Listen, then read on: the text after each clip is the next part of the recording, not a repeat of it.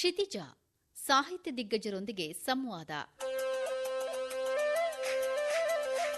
ಭಾಗವಹಿಸುವ ಅತಿಥಿ ಲೇಖಕ ಕಲಾವಿದರಾದ ಡಾಕ್ಟರ್ ಎಂಎಸ್ ಮೂರ್ತಿ ಅವರು.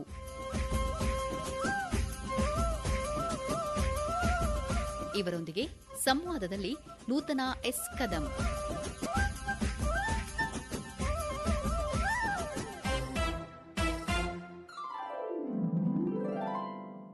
ಶ್ರೋತೃಗಳೇ ನಮಸ್ಕಾರ. ಇವತ್ತಿನ ಕಾರ್ಯಕ್ರಮದ ಅತಿಥಿ ಲೇಖಕರು ಕಲಾವಿದರು ಆದ ಡಾಕ್ಟರ್ ಎಂಎಸ್ ಮೂರ್ತಿಯವರು. ಡಾಕ್ಟರ್ ಮೂರ್ತಿಯವರೇ, ಕಾರ್ಯಕ್ರಮಕ್ಕೆ ನಿಮಗೆ ಆತ್ಮೀಯವಾದ ಸ್ವಾಗತ. ನಮಸ್ತೆ. ನೀವು ಸಾಹಿತ್ಯ ಹಾಗೂ ಕಲೆ ಎರಡರ ಒಂದು ಅಪೂರ್ವ ಸಂಗಮ ಅಂತ ನನ್ಗನ್ಸುತ್ತೆ. ಕವಿತೆ ಆಗಿರಬಹುದು, ಕಾದಂಬರಿ, ಪ್ರಬಂಧಗಳು, ಅಂಕಣಗಳು, ಬೇರೆ ಬೇರೆ ಪ್ರಕಾರಗಳಲ್ಲಿ ನಿರಂತರವಾಗಿ ಬರಿತಾ ಇದ್ದೀರಿ. ಮುಖ್ಯವಾಗಿ ನಿಮ್ಮನ್ನ ಅಂತಾರಾಷ್ಟ್ರೀಯ ಕಲಾವಿದ ಅಂತ ಗುರುತಿಸಿದ್ರು. ಕರ್ನಾಟಕದ ಮಟ್ಟಿಗೆ ನೀವು ಒಬ್ಬ ಲೇಖಕರಾಗಿ ಬಹಳಷ್ಟು ಮುಖ್ಯ ಆಗ್ತೀರಿ. ಈ ಅಪೂರ್ವ ಸಂಗಮ ಹೇಗೆ ಸಾಧ್ಯ ಆಯಿತು? ನೀವು ಈಗಾಗಲೇ ಹೇಳಿದ್ರೆ ಅಂತಾರಾಷ್ಟ್ರೀಯ ಕಲಾವಿದ ಅಂತ ಹೇಳುವಂಥ ಒಂದು ದೊಡ್ಡ ಅಸ್ಮಿತೆಯ ಮೂಲಕವೇ ನನ್ನನ್ನು ಗುರುತಿಸುವಂಥ ಸಾಹಿತ್ಯದ ಪ್ರಕಾರವೂ ಇದೆ. ಮೂಲದಲ್ಲಿ ನಾನು ಕಲಾವಿದ, ಹಾಗಾಗಿ ಸಾಹಿತ್ಯ ಆಸಕ್ತಿ ತುಂಬ ಮೊದಲಿಂದನೂ ಇತ್ತು ನನಗೆ. ಏಕೆಂದರೆ ನಾನು ಸುಮಾರು ನನ್ನ 15ನೇ ವಯಸ್ಸಿನಲ್ಲಿ ಅಂಬೇಡ್ಕರ್ ಅವ್ರದ್ದನ್ನು ಓದ್ಕೊಂಡಿದ್ದೆ, ಟಾಲ್ಸ್ಟಾಯ್ನ ಓದಿದ್ದೆ, ಕಮು, ಸಾತ್ರ್ ಇವರೆಲ್ಲರ ಅಂತಾರಾಷ್ಟ್ರೀಯ ಮಟ್ಟದ ಅಸಂಗತ ಸಾಹಿತಿಗಳ ಪರಂಪರೆ ನನಗೆ ಭಾಳ ಕುತೂಹಲ ಹುಟ್ಟಿಸಿತ್ತು. ಅಂಥ ಒಂದು ಪರಂಪರೆಯ ಮುಂಚೆ ನನಗೆ ಶಿವರಾಮ್ ಕಾರಂತರು, ಎಸ್.ಎಲ್. ಭೈರಪ್ಪ ಅವರು, ಕೆ.ಟಿ. ಗಟ್ಟಿ ಅಂತವರು, ಆಮೇಲೆ ಆಧುನಿಕ ಕಾಲದ ಶಾಂತಿನಾಥ ದೇಸಾಯಿ ಇರ್ಬೋದು, ಯಶವಂತ್ ಚಿತ್ತಾಲ್ ಇರ್ಬೋದು, ಲಂಕೇಶ್ ಅವರು ಇರ್ಬೋದು, ತೇಜಸ್ವಿ ಇರ್ಬೋದು, ಹೀಗೆ ದೊಡ್ಡ ಪರಂಪರೆಯಾಗೆ ನಾನು ಪ್ರವೇಶ ಮಾಡೋಕ್ಕೆ ಶುರು ಮಾಡಿದೆ. ಆಮೇಲೆ ಅವರೆಲ್ಲರೂ ಕೂಡ ನನಗೆ ಖಾಸಗಿಯಾಗಿ ಪರಿಚಯ ಇದ್ದರು. ಸುಮಾರು 4 ದಶಕ ಕಾಲ ನಾನು ಎಲ್ಲೂ ಕೆಲಸ ಮಾಡಿದೆ, ಪೂರ್ಣಾವಧಿ ಕಲಾವಿದನಾಗಿ ಬದುಕಿದವನು. ಜೊತೆಗೆ ನನ್ನ ಆಸಕ್ತಿ ಕೇಂದ್ರ ಸಾಹಿತ್ಯ ಮತ್ತು ಸಂಗೀತ. ಈ ಆಸಕ್ತಿಯ ಕೇಂದ್ರದ ನೆಪದಲ್ಲಿ ನಾನು ಅನೇಕ ಸಾಹಿತ್ಯಗಳ ಕೃತಿಗಳನ್ನು ಓದುವಾಗ ಪುಸ್ತಕಗಳ ಮುಖಪುಟಕ್ಕೆ ಚಿತ್ರ ಬರೆಯುವಂಥ ಒಂದು ಅವಕಾಶ ನನಗೆ ಸಿಕ್ತು. ಅದೊಂದು ನನ್ನ ವೃತ್ತಿ ಕೂಡ. ಲಂಕೇಶ್ ಅವರಿಗೆ ಪತ್ರಿಕೆಗಳಿಗೆ ನಾನು ನೀಲು ಚಿತ್ರ ಬರೆಯೋದ್ರ ಜೊತೆಗೆ ಮುಖಪುಟಗಳ ಚಿತ್ರಗಳನ್ನು ಬರೆಯುವ ಸಂದರ್ಭ ಇದೆಯಲ್ಲ, ನನಗೆ ಕವಿಗಳು, ಸಾಹಿತಿಗಳು ಮತ್ತು ದೊಡ್ಡ ದೊಡ್ಡ ಚಿಂತಕರು ಎಲ್ಲರ ಪರಿಚಯ ಆಯಿತು. ನನಗೆ ಮೊದಲಿಂದನೂ ಕೂಡ ಆ ಸಾಹಿತ್ಯದ ನೋಟ ಇದೆಯಲ್ಲ, ಸಾಹಿತ್ಯ ಹೇಗೆ ನೋಡ್ತಾ ಇದೆ ಸಮಾಜವನ್ನು ಮತ್ತು ಕಲೆ ಹೇಗೆ ನೋಡ್ತಾ ಇದೆ, ಅದು ನಮ್ಮ ಕಲಾ ಪ್ರಕಾರ ನೋಟವನ್ನು ಅವಲಂಬಿಸಿರುವಂಥದ್ದು. ಸಾಹಿತ್ಯ ಧ್ವನಿಯನ್ನು ಅವಲಂಬಿಸಿರುತ್ತೆ, ಅದು ಪ್ರತಿಕ್ರಿಯಿಸೋಕ್ಕೆ ಪ್ರಯತ್ನ ಮಾಡ್ತಿರುತ್ತೆ. ಆದರೆ ಇದು ನಿಶಬ್ದ, ಅದು ಶಬ್ದ.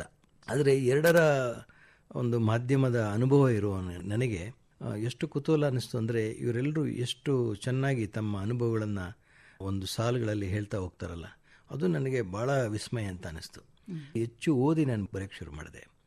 ವಿಶೇಷವಾಗಿ ಕಾಣ್ತಾ ಇದೆ ಅಂದರೆ ನನಗೆ ಸಾಹಿತ್ಯದ ದೊಡ್ಡ ಸೌಜನ್ಯ ಅಂತ ನಾನು ತಿಳ್ಕೊಂಡಿದ್ದೇನೆ. ನನ್ನ ಸಾಹಿತ್ಯ ಬರ್ಮಾಡ್ಕೊಂಡಿದ್ದೆ. ಇಡೀ ಕನ್ನಡದ ಓದುಗರ ಬಳಗ ಸೃಷ್ಟಿಯಾಗಿದೆ ಅಂದರೆ ನನಗೆ ಭಾಳ ಆಶ್ಚರ್ಯ ಆಗುತ್ತೆ ಮತ್ತು ಸಂಕೋಚನ ಆಗುತ್ತೆ. ಇಷ್ಟು ಜನ ನಮ್ಮನ್ನು ಈ ಕೃತಿಯ ಮೂಲಕ ನನ್ನನ್ನು ಗುರುತಿಸಿದ್ದಾರೆ ಮತ್ತು ಪ್ರೀತಿಸಿದ್ದಾರೆ ಅನ್ನೋದು ತುಂಬ ದೊಡ್ಡ ಗೌರವ ಅಂತ ನಾನು ತಿಳ್ಕೊಂಡಿದ್ದೀನಿ. ಬಹುಶಃ ಕನ್ನಡದ ದೊಡ್ಡ ಸಾಂಸ್ಕೃತಿಕ ಪರಂಪರೆ ಅದು ಅಂತ ನಾನು ಭಾವಿಸ್ತೇನೆ. ಸಾಹಿತ್ಯಕ್ಕೆ ಪ್ರವೇಶ ಆಗಿದ್ದು ಹೀಗೆ. ನೀವು ಕಲಾವಿದರಾಗಿ ಇವರೆಲ್ಲರ ಜೊತೆಗೆ ಒಡನಾಡ್ತಾ ಇದ್ರಿ. ಆದರೆ ಮೊದಲು ಆರಂಭ ಮಾಡಿದ್ದು ಕವಿತೆ ಅಂತ ಕಾಣಿಸುತ್ತೆ. ಪದ್ಯಗಳು ಬರೀತಿದ್ದೆ ನಾನು. ಹಾಗೆ ಕವಿತೆಯೊಂದಿಗೆ ಪ್ರವೇಶ ಆಯ್ತಲ್ಲ, ಯಾರು ಹೆಚ್ಚು ನಿಮ್ಮ ಮೇಲೆ? ಇದನ್ನ ನಾವು ಪ್ರಭಾವ ಅಂತ ಕೇಳಲ್ಲ, ಏಕೆಂದ್ರೆ ನೀವು ಸಾಕಷ್ಟು ಓದ್ತಾ ಇರುವಾಗ ಅದು ಪ್ರಭಾವ ಆಗಿರಲ್ಲ, ಒಳಗೊಳ್ತೀರಾ ನೀವು. ಹಾಗೆ ಯಾರ ಜೊತೆಗೆ ಹೆಚ್ಚು ನೀವು ಬೆರೆತು ಕವಿತೆಯನ್ನ ಬರೆಯೋದು? ಬಹುಶಃ ನನಗೆ ತುಂಬ ಕಾವ್ಯದ ಬಗ್ಗೆ ಆಸಕ್ತಿ ಹುಟ್ಟಿಸಿದ್ದು, ಈಗಾಗಲೇ ಎಲ್ಲರೂ ಹೇಳುವ ಹಾಗೆ ಕುವೆಂಪು, ಬೇಂದ್ರೆ ಅನ್ನುವಂಥ 2 ಹೆಸರನ್ನ ನಮ್ಮ ಎಲ್ಲ ಕವಿಗಳಿಗೆ ಸ್ಫೂರ್ತಿ ಅನ್ನೋದನ್ನು ಹೇಳ್ತಾ ಬಂದಿದೆ. ಮತ್ತು ಆನಂತರ ಬಂಡಾಯದ ಮತ್ತು ದಲಿತ ಬೇರೆ ಬೇರೆ ಪರಂಪರೆಗಳ ಮೂಲಕ ಬಂದಂಥ ಕಾವ್ಯದ ಆಸಕ್ತಿಗಳು ಬೇರೆ ಇದೆ. ಆದರೆ ನನಗೆ ಗಂಗಾಧರ ಚಿತ್ತಾಲರು ನನಗೆ ಇಷ್ಟವಾದಂಥ ದೊಡ್ಡ ಕವಿಯವರು.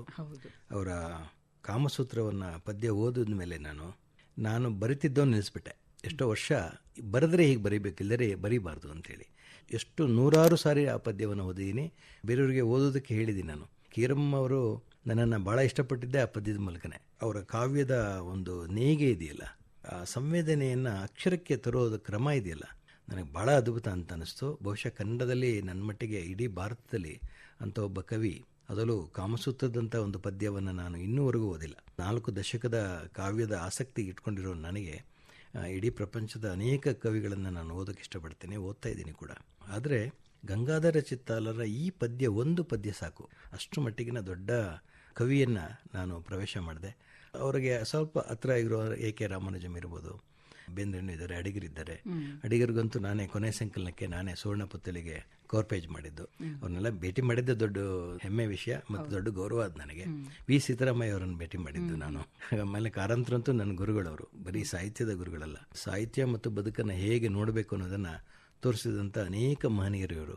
ಅವರು ಕಾವ್ಯದಲ್ಲಿರ್ಬೋದು, ಗದ್ಯದಲ್ಲಿರ್ಬೋದು. ಚಿತ್ತಾಲರು ಕನ್ನಡದಲ್ಲಿ ನಾವು ಈಗ ಮಾತನಾಡಿದಂಥ ಅನೇಕ ಹೆಸರುಗಳೇನು ಬಂತಲ್ಲ, ಅವರಷ್ಟು ಗುರುತಿಸುವಿಕೆ ಅಂತ ಹೇಳಬೇಕು ಅಥವಾ ಹೆಚ್ಚು ಓದುವಿಕೆ ಅಂತ ಹೇಳಬೇಕು, ಅದಕ್ಕೆ ನಿಲುಕಲಿಲ್ಲ ಕನ್ನಡಿಗರ ದುರದೃಷ್ಟ ಅಂತಾನೆ ಹೇಳಬೇಕು. ಹೆಚ್ಚು ಓದ್ಕೊಳ್ಳಿಕ್ಕಾಗ್ಲಿಲ್ವಲ್ಲ ಅಂತ. ಓದುವ ಆಸಕ್ತಿಯನ್ನು ನಮ್ಮ ಪರಿಸರ ಸೃಷ್ಟಿಸಬೇಕು. ಯಾವ ಬೋಧನಾ ವರ್ಗ ಇದೆಯಲ್ಲ, ಅದನ್ನು ಯಾವುದನ್ನು ಕೇಂದ್ರೀಕರಿಸಿ ಮಕ್ಕಳಿಗೆ ಹೇಳ್ಕೊಡ್ತಿದ್ದಾರೋ ಅದನ್ನಷ್ಟೇ ಮಕ್ಕಳು ಓದುವಂಥ ಒಂದು ಸ್ಥಿತಿ ಇದೆ ಈಗ. ನಮ್ಮ ಕಾಲದಲ್ಲಿ ಬಹುಶಃ ನಾವು 70-80ರಲ್ಲಿ ನಾವು ಹುಡುಕುತ್ತಿದ್ವಿ, ಒಂದು ತಿಳಿ ನೀರಿನ ಹರಿವು ಹಾಗೆ ಇತ್ತದು ಸಮಾಜ. ಇದು ಓದು ಅಂತ ಯಾರೂ ನನಗೆ ಹೇಳಿಲ್ಲ. ಗಂಗಾಧರ ಚಿತ್ತಾರನ ಓದು ಅಂತ ನನಗೆ ಯಾರೂ ಹೇಳಿರಲಿಲ್ಲ, ಕಾಫ್ಕಾನ್ ಓದು ಅಂತ ಯಾರೂ ಹೇಳಿರಲಿಲ್ಲ. ಆದರೆ ನನಗೆ ಲೈಬ್ರರಿಗೆ ಹೋದಾಗ ಇದೇನಿದು ಹೀಗಿದೆ, ಒಂದು ಸಾಲು ಓದಿದ್ರೆ ನಮಗೆ ಹಿಡ್ಕೊತಿತ್ತದು. ಆಮೇಲೆ ಅಷ್ಟರ ಮಟ್ಟಿಗೆ ನಾವು ತಿಳಿಯಾಗಿದ್ವಿ. ಗೊಂದಲಗಳಿಲ್ಲ, ಸಿದ್ಧಾಂತದ ರಗಳೆಗಳಿರಲಿಲ್ಲ, ಆಮೇಲೆ ಜಾತಿಯ ರಗಳೆಗಳಿರಲಿಲ್ಲ. ನಾವೆಲ್ಲ ಎಲ್ಲವನ್ನು ಮೀರಿ ಸಹಜವಾದಂಥ, ಸಾಧಾರಣದ, ಆಮೇಲೆ ಸರಳವಾದಂಥ ವ್ಯಕ್ತಿತ್ವಗಳೇ ನಮ್ಮನ್ನು ಉಳಿಸಿದ್ದು ಇಲ್ಲಿವರೆಗೂ. ಬಹುಶಃ ಆ ಒಂದು ಮನಸ್ಥಿತಿ ನಮಗೆ ಆ ಕಾಲದಲ್ಲಿ ಸಿಕ್ಕಿದ್ರಿಂದನೇ ಗಂಗಾಧರ ಚಿತ್ತಾಲರಂಥವರು, ಕಾರಂತರಂಥವ್ರು ನಮಗೆ ದೊರಕಿದ್ರು. ಅದು ನಮ್ಮ ಪುಣ್ಯ. ಅದು ನನಗೆ ಚಿತ್ತಾಲರ ಕವಿತೆ ಓದಿದ ಮೇಲೆ ಬರೆಯೋದನ್ನ ಬಿಟ್ಬಿಟ್ಟೆ ಅಂತ ಹೇಳಿದ್ರಿ. ಮತ್ತದೊಂದು ತೀವ್ರವಾಗಿ ಕಾಡ್ತಾ ಇದೆ. ಹಾಗೆ ಬಂದ ಕವಿತೆಗಳನ್ನ ಬರಿತಾ ಬಂದ್ರಲ್ಲ, ಅವುಗಳಲ್ಲಿ ಒಂದು ಕವಿತೆಯನ್ನ ಓದಿ ನಾವು ಮುಂದೆ ನನಗೆ ನನ್ನ ಪದ್ಯವನ್ನು ಓದೋದಕ್ಕೂ ಸಂಕೋಚ ಆಗುತ್ತೆ. ಆ ಶ್ರೋತೃಗಳ ನೆಪದಲ್ಲಿ ನಾನು ಓದಬೇಕಾಗಿದೆ. ನನಗಿಷ್ಟವಾದಂಥ ಒಂದು ಪದ್ಯ 90ರ ದಶಕದಲ್ಲಿ ಬರೆದಿರುವಂಥದ್ದು, 3 ತೂತಿನ ಪಾತ್ರೆ ಅಂಥೇಳಿ. ತೀರದು ದೆನೆಗೆ ದಾಹ ಬದುಕಿನುದಕ ಕುಡಿಯುವ ಮೋಹ, ಗುರು ಬಂದು ನಿಂತ ಎದುರಿನಲ್ಲಿ ಏನು ಹೇಳಲಿ ಗುರುವೇ, ಏನು ಹೇಳಲಿ ಗುರುವೇ, ಉಳಿದುದಿಷ್ಟೇ ಬಾಯಾರಿಸಿಕೋ ಎಂದೆರಗಿ ಚರಣಕ್ಕೆ ತಲ್ಲಣಿಸಿದ ಕ್ಷಣ, ನನಗೆ ದಣಿವೆ ಬಾಯಾರಿಕೆ ಇಲ್ಲ, ಎಷ್ಟು ಕುಡಿಯುತ್ತೀಯ, ಅಂಗಳು ಆರಲಿಲ್ಲ, ದಾಹ ತೀರಲಿಲ್ಲ, ಹಗಲಿರುಳು ಕುಡಿಯುತ್ತಲೇ ಇರುತ್ತೀಯ, ಎಷ್ಟು ದಾಹ ನಿನಗೆ ಎಂದ ಗುರು ಕರೆಯದೇ ಬರುತ್ತಾನೆ.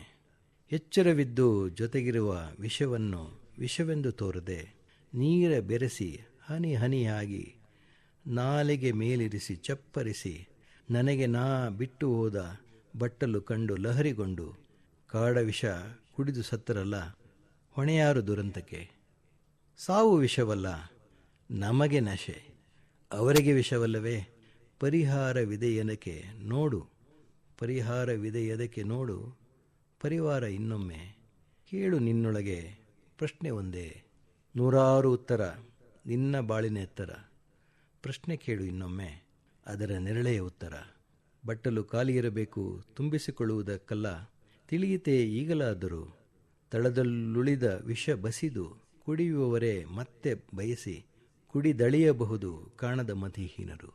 ಅರಿವೇ ತುಂಬಿದ ಪಾತ್ರೆ ಮರವೇ ಖಾಲಿ ಪಾತ್ರೆ, ಯಾವುದಯ್ಯ ನಿನ್ನದು, ಕಾಲ ದೇಶದೊಳಗೆ ಹರಿದು ಹೋಗುವ ಅಕ್ಷರ ಉಪದೇಶ ಮಾಡುತ್ತದೆ.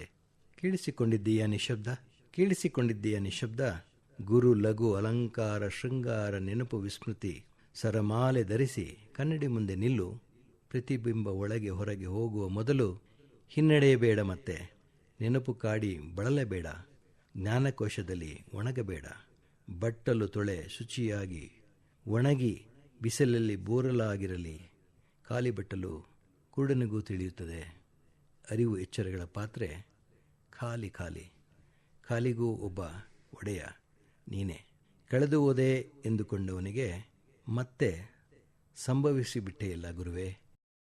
ಈ ಕವಿತೆ ಓದಾದ್ಮೇಲೆ ಅದು ನಿರ್ವಾತವಲ್ಲದ ಮಾತನ್ನ ಒಳಗಿಟ್ಕೊಂಡಿರುವಂತಹ ಒಂದು ತುಂಬು ಮೌನ ನಿರ್ಮಾಣ ಮಾಡಿಬಿಟ್ರಿ ಈ ಕವಿತೆ ಎನ್ನುವುದಿ. ಬಹುಶಃ 90ರ ದಶಕದಲ್ಲೇ ನೀವು ಈ ಕವಿತೆ ಬರೆದಿದ್ರೆ ಇತ್ತೀಚೆಗೆ ಬಂದಂಥ ನಿಮ್ಮ ಬೌಲ್ ಕಾದಂಬರಿ ಏನಿದೆ, ನನಗೆ ಅದು ಕಣ್ಣು ಮುಂದೆ ಬರ್ತಾ ಇದೆ.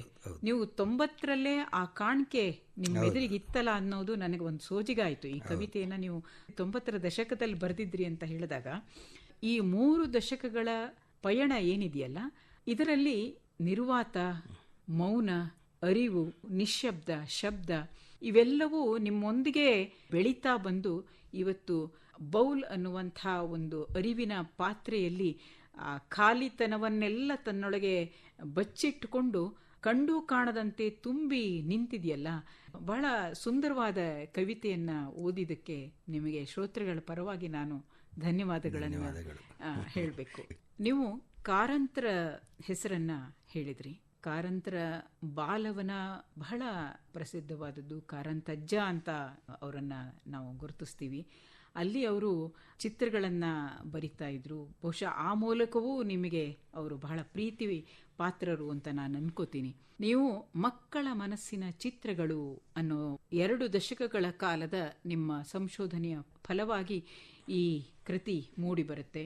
ಇದಕ್ಕೆ ನಿಮಗೆ ಹಂಪಿ ವಿಶ್ವವಿದ್ಯಾಲಯದ ಡಾಕ್ಟರೇಟ್ ಕೂಡ ಪ್ರದಾನವಾಗುತ್ತೆ. ಇಲ್ಲಿ ನೀವು ಚಿತ್ರಗಳನ್ನು ತರ್ತೀರಾ, ಸಾಹಿತ್ಯವನ್ನೂ ತರ್ತೀರಾ, ಅದರಲ್ಲಿ ಮಕ್ಕಳನ್ನ ತರ್ತೀರಲ್ಲ ಬೇರೆ. ನನಗೆ ನಿಮ್ಮ ಬಾಲ್ಯದಲ್ಲಿ ಇಂಥದ್ದೇನಾದರೂ ಸಂಭವಿಸಿರಬಹುದು ಅನಿಸ್ತು. ಅದನ್ನು ನಿಮ್ಮ ಮೂಲಕನೇ ಕೇಳೋಣ ಅಂತ. ನೀವು ಕೇಳಿದ್ದ ಪ್ರಶ್ನೆ ತುಂಬ ಸಮಂಜಸವಾಗಿದೆ. ಕಾರಂತರು ನನಗೆ ಪರಿಚಯ ಆಗಿದ್ದೇ ನನಗೆ ಅವರ ಕೃತಿಗಳನ್ನು ಓದಿದ ಒಂದು ಇನ್ಸ್ಪಿರೇಷನ್ನು. ನನಗೆ ಭಾಳ ಅವ್ರನ್ನ ಮೀಟ್ ಮಾಡಬೇಕು ಅಂಥೇಳಿ ತುಂಬ ಆಸೆ ಇತ್ತು ನನಗೆ.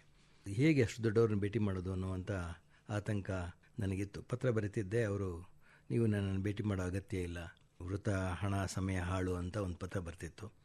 ಆದರೆ ನಾನು ನಿರಾಸೆ ಆಗಿತ್ತು ನನಗೆ, ಏನು ಇವರು ನಮ್ಮನ್ನು ಭೇಟಿ ಮಾಡೋದಿಲ್ಲ ಅಂತ ಅಂದ್ಕೊಂಡೆ. ಹಾಗಿದ್ರು.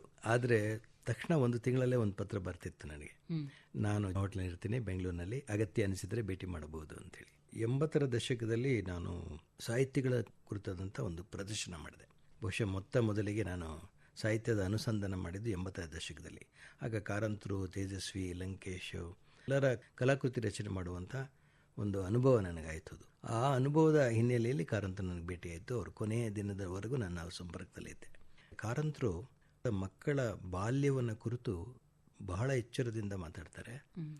ನಮ್ಮ ಕೊಡುಗೆ ಏನು, ನಾವು ಯಾವ ಜವಾಬ್ದಾರಿಯಿಂದ ನಡ್ಕೋಬೇಕು ಅನ್ನೋದನ್ನು ಅವರು ನಮಗೆ ತಿಳಿಸಿ ಹೇಳ್ತಾರೆ. ಬೇರೆ ಬೇರೆ ಪ್ರಕಾರದ ಮೂಲಕ ಹೇಳ್ತಾರೆ. ಅವರ ನಮ್ಮ ನಾಡಿನ ಹಕ್ಕಿಗಳು ಅನ್ನೋ ಪುಸ್ತಕದಿಂದ ಹಿಡಿದು ಕಲಾ ಪ್ರಪಂಚದವರೆಗಿನ ಮತ್ತು ಅವರ ಮುಖಜ್ಜಿ ಕನಸಿನ ಕಾದಂಬರಿಯವರೆಗಿನ ಎಲ್ಲ ಕೃತಿಗಳಲ್ಲೂ ಕೂಡ, ಎಲ್ಲ ಅಭಿವ್ಯಕ್ತಿಗಳಲ್ಲೂ ಕೂಡ ಅವರ ಕಾಳಜಿ, ಸಾಮಾಜಿಕ ಕಳಕಳಿ, ಅದರಲ್ಲೂ ಮಕ್ಕಳ ಕುರಿತಾದಂಥ ಕಳಕಳಿ ಇದೆಯಲ್ಲ, ನನಗೆ ನನ್ನ ಬಾಲ್ಯವನ್ನು ನೆನಪು ಮಾಡ್ಕೊಳ್ಳೋಕ್ಕೆ ಕಾರಣ ಆಯಿತು.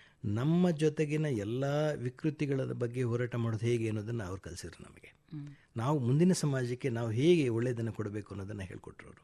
ಕಾರಂತರು ಇಷ್ಟು ದೊಡ್ಡ ವ್ಯಕ್ತಿ 90ರ ದಶಕ ದಾಟಿದ ಮೇಲೂ ಕೂಡ ಅವರು ಮಕ್ಕಳ ಬಗ್ಗೆ, ಮುಂದಿನ ಸಮಾಜದ ಬಗ್ಗೆ ಒಳ್ಳೆಯದನ್ನು ಆಲೋಚನೆ ಮಾಡ್ತಾ ಇದ್ದಾರೆ. ತಮ್ಮ ಕೊಡುಗೆ ಏನಿರಬೇಕು ಅನ್ನೋದ್ರ ಬಗ್ಗೆ ಯೋಚನೆ ಮಾಡುವಾಗ, ಒಬ್ಬ ಕಲಾವಿದನಾಗಿ ನಾನು ಏನು ಮಾಡ್ಬೋದು ಅಂತ ಹೇಳುವಾಗ ಇಡೀ ಸಮಾಜವನ್ನು ನೋಡೋ ಪ್ರಯತ್ನ ಮಾಡಿದೆ. ನಮ್ಮ ಇಡೀ ಸೊಸೈಟಿ ಹೇಗಾಗಿದೆ ಅಂದರೆ, ಪ್ರತಿಭಾವಂತ ಮಕ್ಕಳನ್ನು ಗಮನಿಸ್ತಾ ಇದೆ ಹೊರತು ನಿರ್ಲಕ್ಷಿತ ಮಕ್ಕಳನ್ನು ಗಮನಿಸ್ತಾ ಇಲ್ಲ, ನಿಧಾನಗತಿಯ ಮಕ್ಕಳನ್ನು ಗಮನಿಸ್ತಾ ಇಲ್ಲ. ನಾವೆಲ್ಲ ಡಿಸ್ಟಿಂಕ್ಷನ್ನು, ರ್ಯಾಂಕ್ ಸ್ಟೂಡೆಂಟ್ಸ್ಗಳಲ್ಲ. ಕಡಿಮೆ ಅಂಕ ತಗೊಂಡು ಬದುಕನ್ನು ನೋಡುವಂಥ ಪ್ರಯತ್ನದಲ್ಲಿದ್ದಂಥ ಸಾವಧಾನದ ಮಕ್ಕಳು ನಾವು. ಪೋಷಕರಿಂದ ಮತ್ತು ಶಿಕ್ಷಕರಿಂದ, ಸಮಾಜದಿಂದ ನಿರ್ಲಕ್ಷ್ಯಗೊಂಡ ನಿಧಾನಗತಿಯ ಮಕ್ಕಳ ಮನಸ್ಥಿತಿಯನ್ನು ಅರ್ಥ ಮಾಡಿಕೊಳ್ಳುವಂಥ ಪ್ರಯತ್ನವನ್ನು ದೃಶ್ಯಕಲೆಯ ಮೂಲಕ ಮಾಡಿದೆ. ಹಾಗಾಗಿ ಮಕ್ಕಳ ಮನಸ್ಸಿನ ಚಿತ್ರಗಳು ಅನ್ನುವಂಥ ಒಂದು ಸಂಶೋಧನೆ ಕೈಗೆತ್ಕೊಂಡಿದ್ದು ಶಿಕ್ಷಣದ ಬಗ್ಗೆ ಏನು ಪ್ರತಿಕ್ರಿಯೆ ಕೊಡ್ತಿದೆ, ತಮಗೆ ಅನಿಸಿದ ಅನುಭವಗಳನ್ನು ಹೇಗೆ ಹಂಚ್ಕೋತಾ ಇದೆ ಸಮಾಜ ಜೊತೆಗೆ, ಅಭಿವ್ಯಕ್ತಿ ಮಾಡ್ತಾ ಇದೆ ಅನ್ನೋದನ್ನು ಆ ಚಿತ್ರಗಳು ಬಿಡಿಸಿ ನೋಡುವಾಗ ಮಾತ್ರ ಅರ್ಥ ಆಗುತ್ತೆ. ಆ ಚಿತ್ರಗಳನ್ನು ಓದುವ ಕ್ರಮವನ್ನು ನಾನಲ್ಲಿ ಸಂಶೋಧನೆ ಮೂಲಕ ಕಂಡುಹಿಡಿದಿದ್ದು, ಮತ್ತು ಅದನ್ನು ಒಂದು ಮೆಥಡಾಲಜಿನ ಡೆವಲಪ್ ಮಾಡಿದ್ದೇನೆ. ನಿಮ್ಮ ಮಕ್ಕಳನ್ನು ನಿಮ್ಮ ಚಿತ್ರಗಳ ಮೂಲಕವೇ ಓದುವ ಪ್ರಯತ್ನವನ್ನು ನೀವು ಮಾಡಿ ಅನ್ನುವಂಥ ಹಿನ್ನೆಲೆಯಲ್ಲಿ ಸಂಶೋಧನೆ ಕೆಲಸ ಆಯಿತು. ಬಹುಶಃ ಇದು ಭಾರತದ ಮೊದಲ ಸಂಶೋಧನಾ ಗ್ರಂಥ ವಿಶ್ವವಿದ್ಯಾಲಯಕ್ಕೆ ಸಲ್ಲಿಸಿದೆ. ಅದು ನನಗೆ ಸಮಾಧಾನದ ಸ್ಥಿತಿ. ಅದು ಮಕ್ಕಳ ಬಗ್ಗೆ ಯಾರೂ ಯೋಚನೆ ಮಾಡೋದಿಲ್ಲ. ಮಕ್ಕಳ ಸಾಹಿತ್ಯವನ್ನು ಕೂಡ ಬಹಳ ಗಂಭೀರವಾಗಿ ಪರಿಗಣಿಸೋದು ಇವತ್ತಿಗೂ ಕೂಡ ಕಡಿಮೆನೆ. ಅಂಥದ್ರಲ್ಲಿ ನೀವು ಕಲೆಯ ಮೂಲಕ ಹೇಗೆ ಮಕ್ಕಳನ್ನು ಅರ್ಥಕೊಳ್ಬಹುದು ಅನ್ನುವಂತಹ ದೊಡ್ಡ ತತ್ವವನ್ನು ತರ್ತಿರಲ್ಲ, ಇದು ಬಹಳ ಅಪರೂಪದ ಕೆಲಸ ಅಂತಾನೆ ಅನಿಸುತ್ತೆ. ದೇಸಿ ನಗು ಅನ್ನುವಂಥ ಒಂದು ಪ್ರಬಂಧ ಸಂಕಲನಕ್ಕೆ 2006ರಲ್ಲಿ ನಿಮಗೆ ಕರ್ನಾಟಕ ಸಾಹಿತ್ಯ ಅಕಾಡೆಮಿಯ ಪ್ರಶಸ್ತಿ ಬಂತು. ಸಂವೇದನೆ ಅನ್ನುವುದು ನಿಮ್ಮ ಅಂಕಣ ಬರಹ, ನಿಜದ ನೆರಳು ಆಯ್ದ ಅಂಕಣ ಬರಹಗಳ ಸಂಕಲನ. ಈ ಅಂಕಣಗಳು ನಿಮ್ಮನ್ನ ಜನರಿಗೆ ಹತ್ತಿರವಾಗುವಂತೆ ಮಾಡೋದು. ಕಲಾವಿದ ಸ್ವಲ್ಪ ಜನರಿಂದ ದೂರ ಇರ್ತಾನೆ ಅಂತ ನಾವು ಅಂದ್ಕೊಂಡ್ರೆ, ಸಾಹಿತ್ಯ ಜನರ ಹತ್ರ ತೆಗೆದುಕೊಂಡು ಹೋಗುತ್ತೆ ಅನ್ನೋದು ನಾವು ನೋಡುವಂಥದ್ದು. ಇಲ್ಲ, ಸಾಹಿತ್ಯ ಕಲೆ ಎರಡೂ ಸಹಾಯ ಮಾಡಿದೆ ನೋಡೋಟ್ಟು. ಆದರೆ ತುಂಬ ಪ್ರಮುಖವಾಗಿ ಸಾಹಿತ್ಯ ನನಗೆ ಏಕೆ ಸಮೀಪ ಆಯಿತು ಅನ್ನೋ ಪ್ರಶ್ನೆಯ ಮೂಲ ಆಶಯ, ಸಾಹಿತ್ಯ ಧ್ವನಿಪೂರ್ಣವಾಗಿರುವಂಥದ್ದು. ಅದು ಮಾತಿನ ಮತ್ತು ಅಕ್ಷರದ ಮೂಲಕ ಸಂಪರ್ಕ ಇದೆ. ಆದರೆ ದೃಶ್ಯಕಲೆ ಏನು ಮಾಡುತ್ತೆ ಅಂದರೆ ಏಕಾಂತದಲ್ಲಿ ಸೃಷ್ಟಿಯಾಗುವಂಥದ್ದು. ಕಾವ್ಯವೂ ಏಕಾಂತದಲ್ಲಿ ಸೃಷ್ಟಿಯಾಗೋದು. ಆದರೆ ಅದರ ಎಲ್ಲ ಪರಿಕರಗಳು, ವಸ್ತು ವಿಷಯಗಳು ಮನುಷ್ಯನ ನಡೆಯಿಂದ ಮಾತಿನಿಂದ ಬಂದಂಥ ವಸ್ತು ವಿಷಯಗಳನ್ನೇ ತಗೊಂಡು ಕಾವ್ಯ ಸೃಷ್ಟಿಯಾಗುತ್ತೆ. ಸಂಗತ ಮತ್ತು ಅಸಂಗತ ಅನ್ನುವಂಥ ಎರಡು ಶಬ್ದವನ್ನು ನಾವು ಬಳಸ್ಕೋಬೋದು. ಸಾಹಿತ್ಯ ಸಂಗತ ಆಗುತ್ತೆ ಹೆಚ್ಚು, ಇದು ಅಸಂಗತ ಆಗುತ್ತೆ. ಸಾಂಗತ್ಯದಲ್ಲಿ ಮೂಲಕವೇ ನೀವು ಅಸಂಗತವಾದದ್ದನ್ನು ಹೇಳೋಕ್ಕೆ ಪ್ರಯತ್ನ ಮಾಡುವಂಥ ಸಾಹಿತ್ಯದ ಕ್ರಮಗಳು ಬೇಕಷ್ಟಾಗಿದೆ. ಆದರೆ ಒಟ್ಟಾರೆ ಸಾಹಿತ್ಯದ ಒಂದು ಆಶಯ ಏನಿದೆ, ಜನರ ಧ್ವನಿಯ ಜೊತೆಗೆ ಬೆರೆತು ಹೋಗುವಂಥದ್ದು. ಗೆಲ್ಲುವವರನ್ನು ಸಾಹಿತ್ಯ ಮತ್ತು ಸಮಾಜ ಬೇಗ ಗುರುತಿಸುತ್ತೆ. ದೃಶ್ಯಕಲೆ ಏನು ಮಾಡುತ್ತೆ ಅಂತಂದರೆ ಸೋತವನನ್ನು ಗಮನಿಸುತ್ತೆ, ಸೋತವನನ್ನು ಚಿತ್ರಿಸುತ್ತೆ.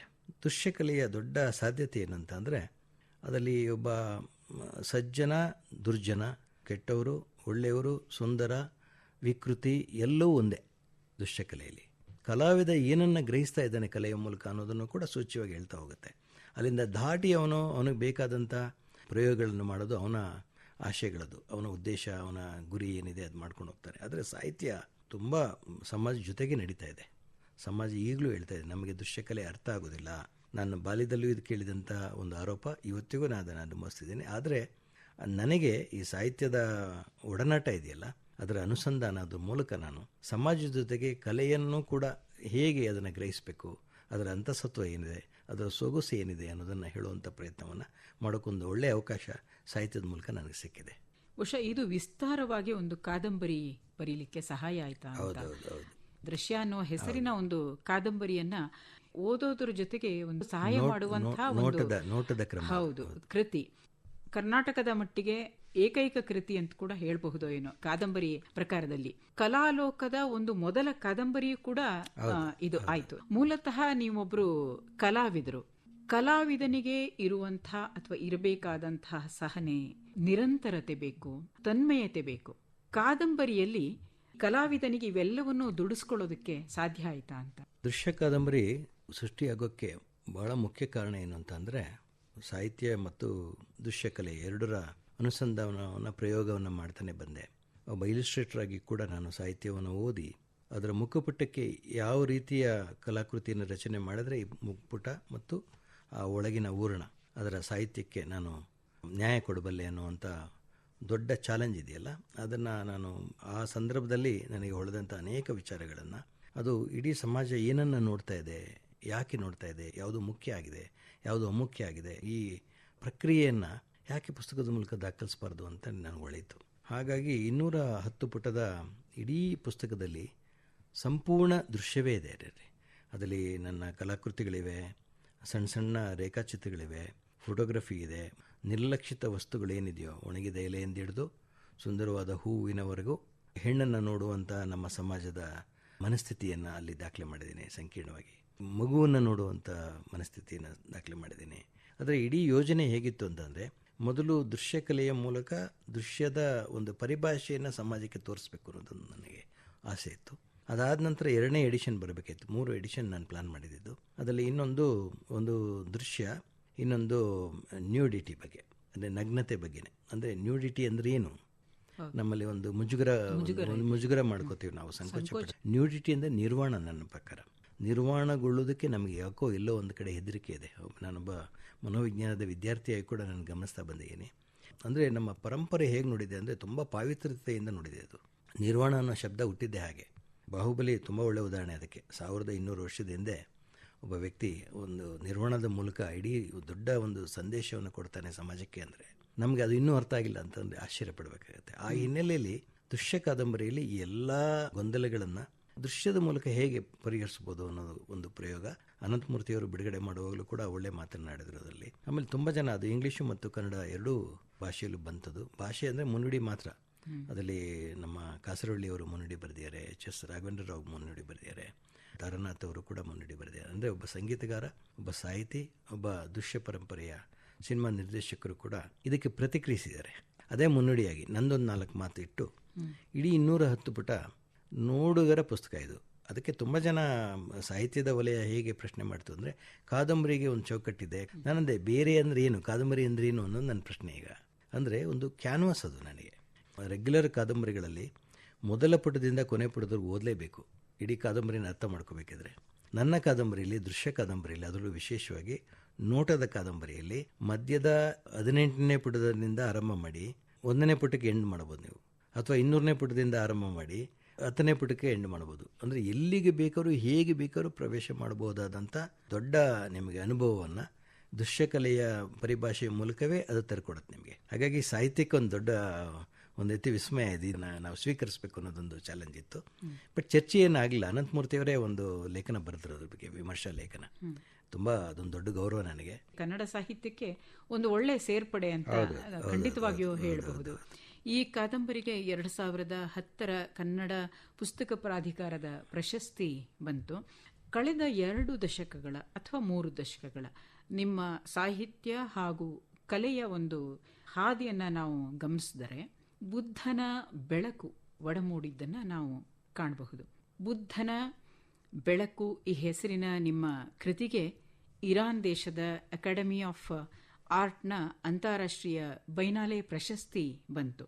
ಆಕಾಶವಾಣಿಯ ರಾಷ್ಟ್ರೀಯ ನಾಟಕ ಪ್ರಶಸ್ತಿಯನ್ನ ಪಡೆದ ನಿಮ್ಮ ರಚನೆ ಯಶೋಧರೆ ಮಲಗಿರಲಿಲ್ಲ. ಇದು ಮರಾಠಿ, ಮಲಯಾಳಂ, ತಮಿಳು ಮತ್ತು ಇಂಗ್ಲಿಷ್ ಭಾಷೆಗಳಿಗೆ ಅನುವಾದಗೊಂಡಿದೆ. ಬುದ್ಧನ ಭಿಕ್ಷಾಪಾತ್ರೆಯನ್ನ ಬೌಲ್ ಹೆಸರಿನಲ್ಲಿ ಕಲಾ ಪ್ರಯೋಗದ ಮೂಲಕ ಜಗತ್ತಿಗೆ ನೀವು ಕಾಣಿಸಿದ್ರಿ. ಅದೇ ಹೆಸರಿನ ಕಾದಂಬರಿಯನ್ನ ಬರೆದ್ರಿ. ಬುದ್ಧನ ಹುಡುಕಾಟವನ್ನೇ ನೀವು ಮಾಡ್ತಾ ಇದ್ರಿ ಅನ್ನೋದು 1990ರ ನಿಮ್ಮ ಕೃತಿಯಿಂದ ಇಲ್ಲಿವರೆಗೂ ನೋಡಿದರೆ ಇದು ಕಾಣ್ತಾನೆ ಹೋಗುತ್ತೆ. ಹೀಗೆ ಬುದ್ಧ ಆವರಿಸ್ಕೊಂಡ್ಬಿಟ್ನಲ್ಲ ನಿಮ್ಮಲ್ಲಿ. ತುಂಬ ಮುಖ್ಯವಾಗಿ ನಾನು 4 ದಶಕದ ನನ್ನ ಕಲಾ ಜೀವನ ಮತ್ತು ಸಾಹಿತ್ಯದ ಪ್ರಯಾಣದಲ್ಲಿ 3 ವಿಷಯವನ್ನು ನಾನು ತುಂಬ ಗಂಭೀರವಾಗಿ ಕೃತಿಯಾಗಿಸೋಕೆ ಪ್ರಯತ್ನಪಟ್ಟೆ. ಮೊದಲನೇದು ಬುದ್ಧ ದಿ ಲೈಟು. ನನಗೆ ದೊಡ್ಡ ಅಂತಾರಾಷ್ಟ್ರೀಯ ಮನ್ನಣೆ ಅಂತ ಕೊಟ್ಟಿರುವಂಥ ಒಂದು ಕಲಾಕೃತಿ ಅದು. ಬುದ್ಧ ದಿ ಲೈಟ್ ಅಂತ ಕರೆದ್ವಿ ಅದನ್ನು. ಲೈಟ್ ಅಂತ ಕೊನೆಗೆ ಅವರು ಸೂಚಿಸಿದರು. ಬುದ್ಧ ಹೆಸರು ಬೇಡ ಅಂತ ಹೇಳಿದ್ರು ಇರಾನ್ ಅವರು. ಹಾಗಾಗಿ ಲೈಟ್ ಅಂತಲೇ ಉಳಿತದು. ಅದಕ್ಕೆ ಗೌರವವನ್ನು ಕೊಟ್ಟರು. ನಾನು ಹೇಳಿದೆ ಬುದ್ಧ ಈಸ್ ಹಾನರ್ಡ್ ಅಂತೇಳಿ. ಬುದ್ಧ ದಿ ಲೈಟು ಮೊದಲ ಸೀರೀಸ್ ಆಫ್ ಪೇಂಟಿಂಗ್ಸ್. ಸುಮಾರು 2-3 ಎಡಿಷನ್ ಮಾಡಿದೆ ಅದನ್ನು. ಅದಾದ ನಂತರ ಕನಿಷ್ಠ 10 ವರ್ಷ ಬೇಕು ಒಂದು ಹೊಸ ಪ್ರಯೋಗ ಮಾಡಬೇಕಿದ್ರೆ. ಒಂದು ಹೊಸ ವಿಷಯವನ್ನು ತಗೊಂಡು ಅದನ್ನು ಕೃತಿಗೆ ಅನ್ವಯಿಸೋದಕ್ಕೆ ಆ ಪ್ರಕ್ರಿಯೆನೇ ಅಷ್ಟು ಸಮಯ ತಗೊಳುತ್ತೆ. ನಾನು ನಿಧಾನಗತಿಯ ಕಲಾವಿದನೂ ಕೂಡ ಆಗಿರೋದ್ರಿಂದ ಆಲೋಚನೆಗಳು, ವಿಚಾರಗಳು ಮತ್ತು ರೂಪಕ ಪಡೆಯುವಂಥ ಸಂದರ್ಭ ಇದೆಯಲ್ಲ, ಅದು ದೊಡ್ಡ ಚಾಲೆಂಜ್. ಅದು ನನಗೆ ಯಾವ ಧಾವಂತವೂ ಇಲ್ಲದೆ ಕೆಲಸ ಮಾಡುವಂಥ ಮನಸ್ಥಿತಿಯವನು ನಾನು. ಹಾಗಾಗಿ ಬುದ್ಧ ದಿ ಲೈಟ್ ಗ್ಯಾಪ್ ಆದ 10 ವರ್ಷದ ನಂತರ ನಿಶಬ್ದವನ್ನು ಕುರಿತು ದ ಸೈಲೆನ್ಸ್ ಅಂತೇಳಿ ಒಂದು ಸೀರೀಸ್ ಪೇಂಟಿಂಗ್ಸ್ ಮಾಡಿದೆ. ಅದಾದ 10 ವರ್ಷದ ನಂತರ ಬೌಲ್ ನನಗೆ ಭಿಕ್ಷಾಪಾತ್ರೆ ಸಿಕ್ತು. ಭಿಕ್ಷಾಪಾತ್ರೆ ಯಾಕೆ ನನಗೆ ತುಂಬ ಮುಖ್ಯ ಅಂತ ಅನಿಸ್ತು ಅಂದರೆ, ಒಂದು ಮೆಟಾಫರಿಕ್ ಇಮೇಜ್ ಇದೆಯಲ್ಲ, ಅದನ್ನು ಕಲಾಕೃತಿ ಮಾಡಿದೆ. ತುಂಬ ಜನ ಅದನ್ನು ಇಷ್ಟಪಟ್ಟರು. ಆಕಾರವೇ ತುಂಬ ದೊಡ್ಡದು, ಸುಮಾರು 20 ಅಡಿ ಕಲಾಕೃತಿಗಳು ಮಾಡಿದೆ. ಕಲಾಕೃತಿಯ ಪ್ರವೇಶ ಕೂಡ ತುಂಬ ಜನ ಅದನ್ನು ನಿಂತು ಮೌನ ಆಗಿದ್ದಾರೆ, ತುಂಬ ಭಾವುಕರಾಗಿದ್ದಾರೆ. ಆಮೇಲೆ ಯಾಕೆ ಭಾವುಕರಾಗಿದ್ದಾರೆ ಅಂತ ಅವರೇ ಹೇಳೋಕ್ಕಾಗದಿರೋಷ್ಟು ಮಟ್ಟಿಗೆ ಅದು ಮತ್ತೆ ಹೊರಗಡೆ ತರುವಷ್ಟು ಪ್ರಭಾವಿಯಾಗಿ ಕೆಲಸ ಮಾಡ್ತದ್ದು. ನನಗೆ ಇದು ಭಾಳ ವಿಸ್ಮಯ ಅನ್ನಿಸ್ತು. ಏನೊಂದು ಈ ಸಮಾಜದಲ್ಲಿ ದೃಶ್ಯಕಲೆ ಜನಕ್ಕೆ ತಲುಪಿಲ್ಲ ಅಂತ ಹೇಳ್ತಿದ್ರಲ್ಲ. ಸಾಮಾನ್ಯರು ಕೂಡ ನನ್ನ ಪ್ರದರ್ಶನಕ್ಕೆ ಬಂದು ಅವರು ಕೊಟ್ಟಂಥ ಪ್ರತಿಕ್ರಿಯೆ, ಅವರು ಅನುಭವಿಸಿದಂಥ ಅನುಭವ ಇದೆಯಲ್ಲ, ಅದು ನಾನು ಕಣ್ಣಾರೆ ಕಂಡಾಗ ಸುಮಾರು 45 ವರ್ಷ ಬೆಂಗಳೂರಿನಲ್ಲೇ, ನಾನು ಹುಟ್ಟಿ ಬೆಳೆದಂಥ ಊರಿನಲ್ಲೇ ಈ ಪ್ರದರ್ಶನ ಮಾಡಿದೆ ಮೊದಲಿಗೆ. ನನ್ನ ಸುತ್ತಲಿನ ಜನ ಏನು ಹೇಳ್ತಾರೆ ಅನ್ನೋದು ನನಗೆ ಭಾಳ ಕುತೂಹಲ ಇತ್ತು. ಕೆಲವರು ಏನು ಹೇಳಿದ್ರು, ನಿಮ್ಮ ಕಂಟೆಂಟು ಇಷ್ಟು ಸ್ಟ್ರಾಂಗ್ ಇದೆ, ಕಥಾರೂಪದಲ್ಲಿ ತರ್ಬೋದಲ್ಲ ಅಂಥೇಳಿ ಒಂದಷ್ಟು ನನಗೆ ಕೆಲವರು ಕೇಳ್ತಾಯಿದ್ರು. ಈ ಬುದ್ಧನ ಮೀಮಾಂಸೆ ಮತ್ತು ತ್ರಿಪೀಠಕ ಈ ಎಲ್ಲ ವಾದ ವಿವಾದಗಳನ್ನು ಬಿಟ್ಟು ಬುದ್ಧ ಪ್ರಜ್ಞೆಯನ್ನು ಅನುಸರಿಸುವಂಥ ಪ್ರಯತ್ನವನ್ನು ನಾನು ಮಾಡಿದೆ. ಆ ಪ್ರಜ್ಞೆಯನ್ನು ಹುಡುಕಾಟದಲ್ಲಿ ನನಗೆ ಸಿಕ್ಕಂಥ ಈ ಭಿಕ್ಷಾಪಾತ್ರೆ ಮೆಟಾಫರಿಕಾಗಿ ಕಾಣಿಸ್ತು ನನಗೆ. ಯುರೋಪಿಯನ್ ಕಲ್ಚರಲ್ಲಿ ಆ ಥರದ್ದಿಲ್ಲ ನಮಗೆ. ಜಪಾನ್, ಚೈನಾ ಈ ಒಂದು ಕಲ್ಚರಲ್ಲಿ ಝೆನ್ ಫಿಲಾಸಫಿಯನ್ನು ಎಸ್ಟಾಬ್ಲಿಷ್ ಮಾಡಿದ್ದಾರೆ. ಲಾವೋತ್ಸು ನಂತರ ಝೆನ್ ಫಿಲಾಸಫಿಯನ್ನು ಅದು ಕರ್ಕೊಂಡ್ರು ಅವರು. ಅಲ್ಲಿ ಖಾಲಿಯಾಗುವಂಥ ಪ್ರಕ್ರಿಯೆಗೆ ಹೆಚ್ಚು ಒತ್ತು ಕೊಟ್ಟು ಮಾತಾಡ್ತಾರೆ ಅವರು ರೂಪಕವಾಗಿ ಅದು ಅರ್ಥ ಆಗಿದೆ ಅವರಿಗೆ. ಹಾಗಾಗಿ ಬೌಲ್ ಅನ್ನೋದು ಅಂತಾರಾಷ್ಟ್ರೀಯ ಮಟ್ಟದಲ್ಲಿ, ಅದರಲ್ಲೂ ಈ ಕಡೆ ಭಾಗದಲ್ಲಿ ತುಂಬ ಚೆನ್ನಾಗಿ ಅವರಿಗೆ ಕಮ್ಯುನಿಕೇಟ್ ಆಗುತ್ತದು. ಆದರೆ ಭಾರತದಲ್ಲಿ ಈಗ ನನ್ನ ಪುಸ್ತಕದಲ್ಲಿ ಬೌಲ್ ಅಂತ ಯಾಕೆ ಕೊಟ್ಟೆ ಅನ್ನೋದು ಕೂಡ ದೊಡ್ಡ, ತುಂಬ ಜನ ನನಗೆ ಇಂಗ್ಲೀಷ್ ಶಬ್ದ ಕೊಟ್ಟಲ್ಲ ನೀವು ಅಂತ ಹೇಳಿದರು. ನಾನಂದೆ ಭಿಕ್ಷಾಪಾತ್ರೆ ಅನ್ನೋದು ತುಂಬ ಅಸಹಜವಾಗಿ ಇದೆ. ಅದು ಭಿಕ್ಷಾಪಾತ್ರೆ ಅರ್ಥವೇ ಬೇರೆ ಆಗುತ್ತೆ. ಯಾಕೆಂದರೆ ನಮಗೊಂದು ಪರಿಕಲ್ಪನೆ ಇದೆ, ಒಂದು ವಸ್ತುವನ್ನು ನಮ್ಮ ಸಮಾಜ ನೋಡೋದು ಹೇಗೆ ಅಂದರೆ ಸಿದ್ಧ ಮಾದರಿ ಆಲೋಚನೆಯಲ್ಲೇ ನೋಡುತ್ತದು. ಭಿಕ್ಷೆ ಅಂದ ತಕ್ಷಣ ನಾವು ತುಚ್ಛವಾಗಿ ನೋಡ್ತೀವಿ. ಆದರೆ ಭಕ್ತಿ ಪಂಥದಲ್ಲಿ ಈಗಾಗಲೇ ಸೂಚನೆ ಮಾಡಿದ್ದಾರೆ, ಭಿಕ್ಷೆ ಅನ್ನೋದು ನಿಮ್ಮ ನಿರ್ವಾಣದ ಸಂಗತ, ಅಹಮ್ಮಿಕೆಯನ್ನು ಕಳ್ಕೊಳ್ಳುವಂಥ ಒಂದು ರೂಪಕ ಅದು ಅಂತ ಅವ್ರು ನಮ್ಗೆ ಸೂಚಿಸಿದ್ದಾರೆ. ಅವರು ಬೌಲ್ ಅಂತಲೇ ಟೈಟ್ಲ್ ಕೊಟ್ಟು ಅದರ ಸುತ್ತಲೂ ಒಂದು ಕಥೆಯನ್ನು ಸೃಷ್ಟಿ ಮಾಡಿದ್ದು. ಬುದ್ಧನ ಕುರಿತಾದಂಥ ಯಾವುದೇ ವಿಚಾರಗಳಾಗಲಿ ತಾತ್ವಿಕ ಚಿಂತನೆಗಳಾಗಲಿ ನಾನು ಹೇಳ್ತಾ ಬಂದಿಲ್ಲ. ಅಲ್ಲಿ ಸಹಜ ಜೀವನವನ್ನು ನಡೆಸುವಂಥ ಒಬ್ಬ ಮನುಷ್ಯನಲ್ಲೇ ಬುದ್ಧ ತತ್ವ, ಬುದ್ಧ ಪ್ರಜ್ಞೆ ಇರುತ್ತೆ ಅನ್ನೋದು ನನ್ನ ವಾದ. ಹಾಗಾಗಿ ಇವತ್ತಿನ ಕಾಲಘಟ್ಟದಲ್ಲೂ ಕೂಡ ಪ್ರಾಮಾಣಿಕ ಬದುಕಿನ ಒಬ್ಬ ವ್ಯಕ್ತಿಯಲ್ಲಿ, ಅವನ ಕುಟುಂಬದಲ್ಲಿ, ಅವನ ನಡೆನುಡಿಗಳಲ್ಲಿ ಬುದ್ಧ ತತ್ವ ಇದ್ದೇ ಇರುತ್ತೆ. ಆ ಪ್ರಾಮಾಣಿಕ ಕ್ರಮ ಸುಮಾರು 2500 ವರ್ಷ ಪ್ರಯಾಣ ಮಾಡಿದೆ ಅಂತಂದರೆ ಇಟ್ಸ್ ಎ ಗ್ರೇಟ್ ಥಿಂಗ್. ನಾವು ಯಾಕೆ ಅರ್ಥ ಮಾಡ್ಕೋತಿಲ್ಲ? ಆ ಹಿನ್ನೆಲೆಯಲ್ಲಿ ಕಾದಂಬರಿಯಲ್ಲಿ ಬುದ್ಧನ ಕಾಲದ, ಬುದ್ಧ ನಿರ್ವಾಣದ ನಂತರ ಇರುವಂಥ ನಿಶ್ಶಬ್ದದ ಕಾಲಘಟ್ಟ ಇದೆಯಲ್ಲ, ಆ ಕಾಲಘಟ್ಟದ ಸಂದರ್ಭವನ್ನು ಇಟ್ಕೊಂಡು ಈ ಕಾದಂಬರಿ ಚಿತ್ರಿತ ಆಗಿದೆ. ಕಾದಂಬರಿಯಲ್ಲೂ ಕೂಡ ಕೇವಲ ಒಂದು 3-4 ಪಾತ್ರಗಳಷ್ಟೇ ಮುಖ್ಯ ಆಗಿರೋದು. ಮತ್ತು ಆ ಬಡ ಕುಟುಂಬದ ಒಬ್ಬ ಕೊಲೆಗಡುಕನ ಮಗನನ್ನು ಅವನು ಹೇಗೆ ಇನ್ನೊಂದು ಬೇರೆ ಆಯಾಮಕ್ಕೆ ತಂದಿಳಿಸ್ಬೇಕು, ಒಬ್ಬ ಉತ್ತಮ ಪ್ರಜೆಯಾಗಿ ಅವನು ಬೆಳೆಸಬೇಕು ಅನ್ನೋವಂಥ ಅವನ ದೊಡ್ಡ ಸಂಕಲ್ಪ ಇದೆಯಲ್ಲ, ಆ ಸಂಕಲ್ಪವನ್ನು ಯಶಸ್ವಿಗೊಳಿಸೋದು ಹೇಗೆ, ಅವನು ಹೇಗೆ ಅವನು ತನ್ನ ಗುರಿಯನ್ನು ಮುಟ್ಟಿದ, ಜನರ ಜೊತೆಗೆ ಇದ್ದು ಕೂಡ ನಾವು ಹೀಗೆ ಬದುಕ್ಬೋದು ಅನ್ನೋದನ್ನು ಅವನು ಸೂಚಿಸ್ತಾನೆ.